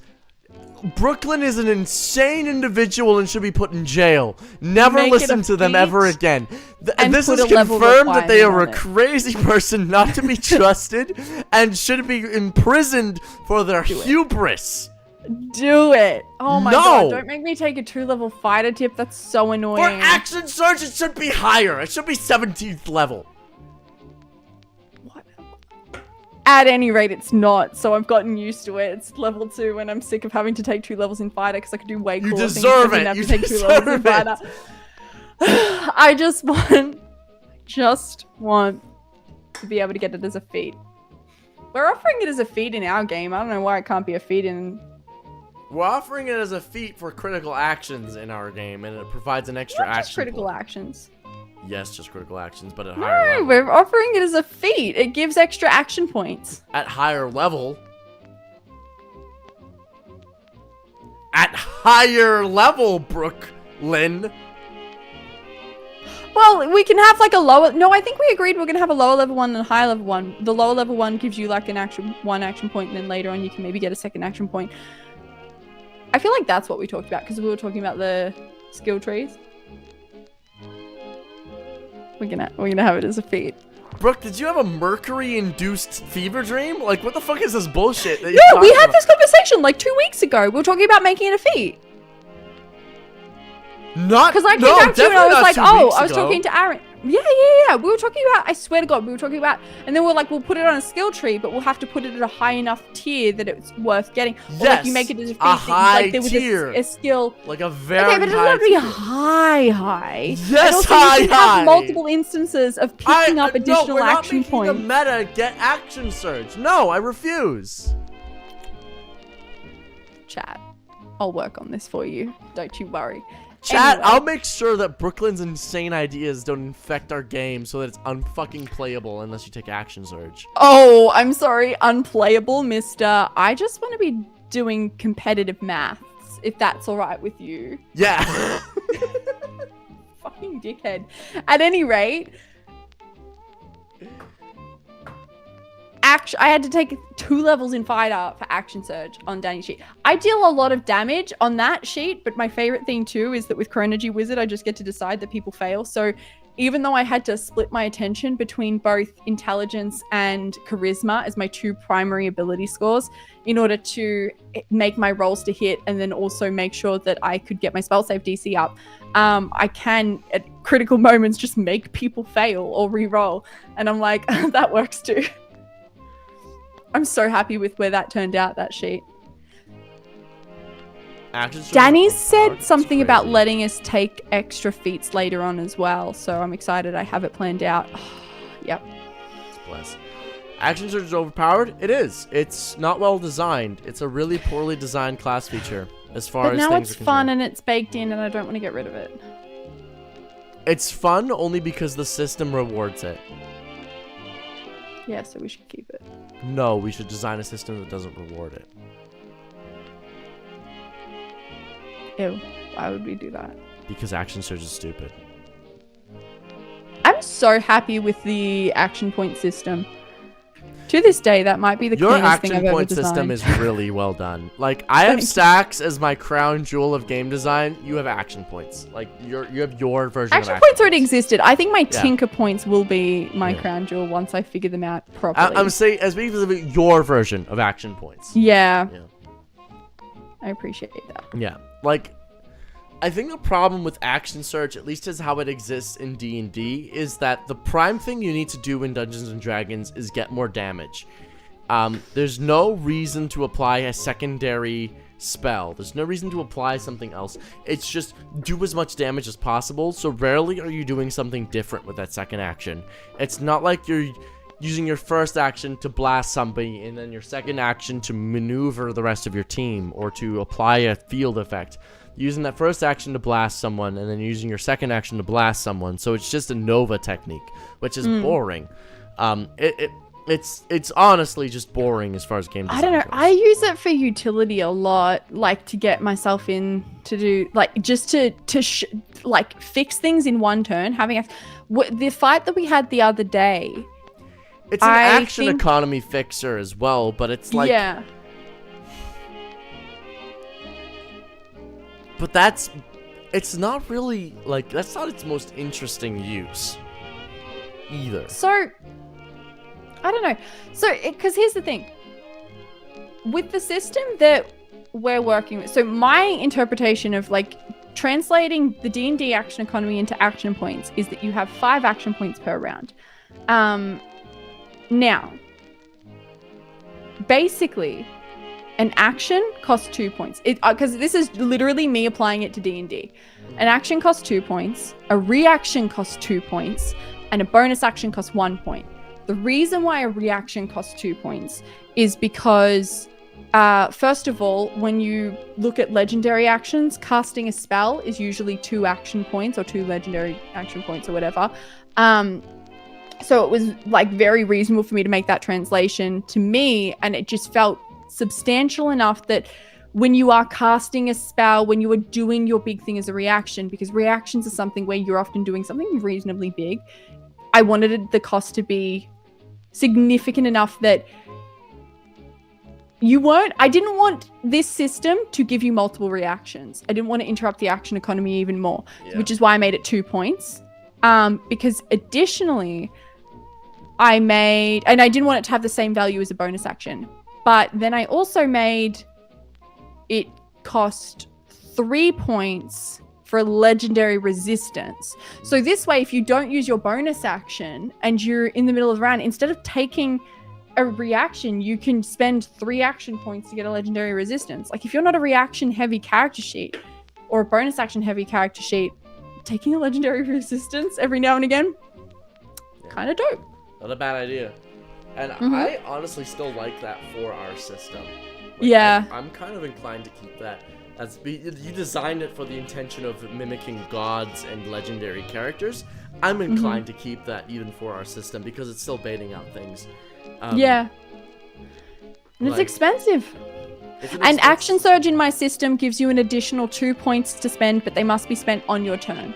Yeah. Which, to be fair, you could just save up all of your points. You could just spend 2 points. The point is you can't save all 7 for throughout the round, but you can spend 5 not on your turn if you wanted to. Like if you wanted to action surge, use 2 points on your turn, and then spend the additional 5 outside of your turn. You could have a legendary resistance and reaction. But this gives you more tailorability and more option to play around with what you do on your turn versus what you do off your turn. So you can take multiple bonus actions instead of taking a reaction, or you can take multiple reactions instead of taking your turn. So it just gives you the maneuverability. Sorry. I think the problem with Action Surge in 5e is that it feels like often the system itself wasn't designed with Action Surge in mind. Like it feels like Action Surge provides this weird gray area of utility and damage that the system itself isn't prepared to handle. Like if you use Action Surge for a damage-based wizard, you go from dealing 500 damage in a turn to 700, which is ridiculous. Like, especially with Spirit Shroud in mind. Spirit Shroud is a dumb spell, at least in 5e. It's so good. I love it. In 5e, it's a dumb spell. I build around it, but it's a dumb fucking spell. So fun. As far as, like, Action Surge is concerned, it's so much extra damage. Especially when coupled with cantrips like Eldritch Blast, which already scale ridiculously, and only one class has access to it. I think at the end of the day, a system that has Action Surge built into its action economy makes sense. But D&D treats Action Surge as a fighter-specific ability when it isn't. Every class has a reason to dip into fighter. Every class. There's not a single class that doesn't benefit from it. It's so rare. Only I think the druid has a reason to not, and that's based on the utility of infinite wild shape. Yeah. Like, you're not wrong, because everything that I want from any other class, I'm getting by level 18. So for bards, I'm getting that what's it called? Magical Secrets, that 18th level Magical Secrets, so that I can steal Wish off the wizard spell list. Yeah. For wizards, I'm getting the infinite casting of either a first level or a second level spell. Of both. A first and a second level spell, and so I get to pick up what I want. Like, but then I've still got 2 levels to play around with, and then I got my Action Surge. That's what I've done. I've done that in Danny's game. Yeah. Yeah, it's so good. It's useful. So we all eavesdropping? Yeah. You're eavesdropping. Yeah. This is what game design looks like, frankly. This is just a normal conversation. I feel like this is the, like, our normal conversations get more personal. Like, I will tell more anecdotes and we have more, like, inside knowledge. Like, we're not going to talk about that in public. I'm not going to talk about my personal life with you all here. Yeah. Oh, did you get an answer from Lexi about the wine story? Oh, yeah, I did. Yeah, she said Gucci. Great. What were you doing? You were gone for ages. I was just hanging out. Okay, well, great. Good for you. Okay, so here's the thing. Offbeat starts dating Lexi, but like there was this whole thing about like Offbeat very clearly liking Lexi, but also sort of going, you know what, I need to take a break. I'm not gonna give myself a 3-month time period and reassess. And then I was like, you're not making it to 3 months. Anyway, he goes, No, I am. If I make it to 3 months, then I get to buy myself this expensive bottle of champagne. If I make it to 6 months, I get my second expensive bottle of champagne. But I'm going to focus on myself. I'm going to work on myself. And I'm like, Offbeat, if you make it to 6 months, I will buy that bottle of champagne. You're not making it to 6 months. I'm not ever going to have to buy this bottle of champagne. Anyway, Offbeat is like... yeah, I will. No. I'm gonna do this. And you were so adamant. That this was gonna happen. And I was like, never buying that bottle. Anyway, Lexi's still around. Offbeat and Lexi very much still like each other. And I'm sitting there like, I have nothing to worry about. I'm never buying an expensive bottle of champagne. What do you know? Doesn't even make it 3 months. It was the funniest thing that I have ever seen in my life. A ridiculous amount of personal progress that I did not anticipate. Sure, you did not even deserve that first bottle of champagne. I know that you bought it, but you did not earn it. Well, Lexi and I shared it. And then I never had to get you the second. And did I not tell you that within 6 months of you guys dating, Lexi will have basically moved to America and to Canada? And oh, I'm sorry, who's currently like with you for a few months on, a little bit off, a few months on, a little bit off? Don't fucking tell the fucking Canadian Border Patrol that. Well, she hasn't moved there, but like she comes and stays for extended periods of time. They know that. She has a visa, right? That's not moved there. It's as close as possible at this time. As close as legally possible. Sure, but that's a stretch to what you defined. Okay, but was I wrong? Yes. Chat, you tell me, was I wrong? I called this shit Right, so long part one, ago. wrong part two. I'll give you that. Oh, please. Please. If you weren't held back by the legal system, there's no way she'd spend any time in America. I heard Lexi, I'm stealing your girl. Jasper, no! Jasper, no! She's my girlfriend anyway. Haven't you seen my boyfriend Brooklyn? Lexi has admitted herself. Her boyfriend is Brooklyn. I'm chopped liver, in case you guys were wondering. I have photographic evidence. Lexi sent it to me herself earlier. I have photographic evidence of a lot of things. I suddenly got very nervous. I'm like, wait, what? Oh god, I got a message from my housemate. Let me read this. What's your housemate telling you? Stop stealing Offbeat's girlfriend, please? This is a wild throuple? No, I'm just not in it, apparently. It's not even a throuple. Yeah, I know. I'm just not involved, apparently. Well, you're not really needed, so if you could just... Lexi should come to Australia. Genuinely am planning a trip to Australia. When? What? I am planning it. I need more money because I'm currently going... I've got a trip to... I'm going with Lexi on a cruise, and I'm going to go visit Danny for his birthday. Those are the next 2 big trips. Wait. Actually? Yeah! When are you thinking? Probably not this year, next year. When next year? I don't know yet. I'm planning it. Oh my god.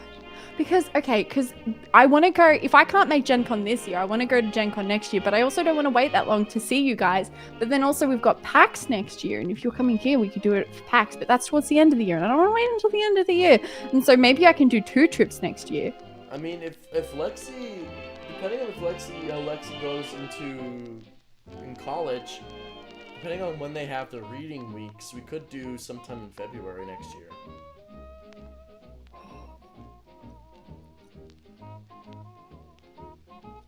I was saying that would be so fun. You guys could just come stay. Actually, depending on where I'm living, I don't know if you. I'd probably get a hotel. Yeah, that's fair. That's fair. Probably get a hotel. I was gonna say I don't know if we have enough spare rooms, For your given the peace number of- of housemates for your keeps peace of increasing. mind. Huh? For your peace of mind. This is for you. That's valid. If it's a throuple, I'm in it too. If I have... That's a cruple. That's a quadruple. That's Amelia's so many. coming later this year. That's a pentuple. So many. Oh my god, Offbeat, you're dating Danny. Just let me date my girlfriend Lexi. That's a sextuple now. It's too many. Well, I don't know what to tell you, my guy. Lexi very clearly said that I was her boyfriend, so... Well, either way, it's like midnight. I think it's time we ended stream. That's true. Thank you all so much for watching whatever the fuck this was, because it wasn't game design. We did like, I think 30 minutes, and then we just went off. So, thank you You for got so much watching. work done. Yeah, we got a lot. We did, in all fairness, get a really big key design feature made, which was section like turn phases. That's true. I want to think about this some more. Yeah. I think that if this hadn't have been a last minute, oh fuck, we don't have any other players thing, we would have come in with a better idea of what we were doing. But at the moment, it doesn't, like, we could have designed a monster or something, but it doesn't feel like we have, like, enough mechanics I didn't have to any. design I a would be monster. running on empty. I'd be running on Yeah. absolutely empty because I had plans and it's like I'm already in a Pathfinder thing. Like I'm in a Pathfinder game. Yeah. That people are. I had ideas. I cannot generate that many more. We So, should just do D&D podcast streams where we just talk about random D&D topics. next time. Like Next time this shitty world happens, building. which is horrible ideas and life advice from Offbeat Outlaw and Brooklyn Tuesday. I gave dating And advice my in favorite this part stream. is when Offbeat Outlaw left and I got Lexi. That's She valid, locked though. you out of the room. I was like, does that room have a lock? Can you lock him out? And I didn't know that it did, but I'm so happy.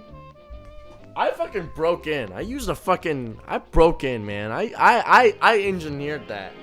I'm proud of No. myself. Offbeat, Anyway, is VRE safe? huh? Is VRE safe? Does she have stacks of combustion on her? No.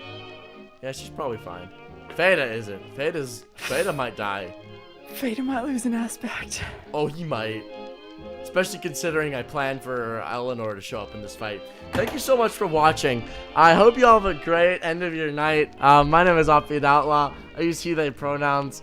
Brooklyn, Exodus yourself. You can't just...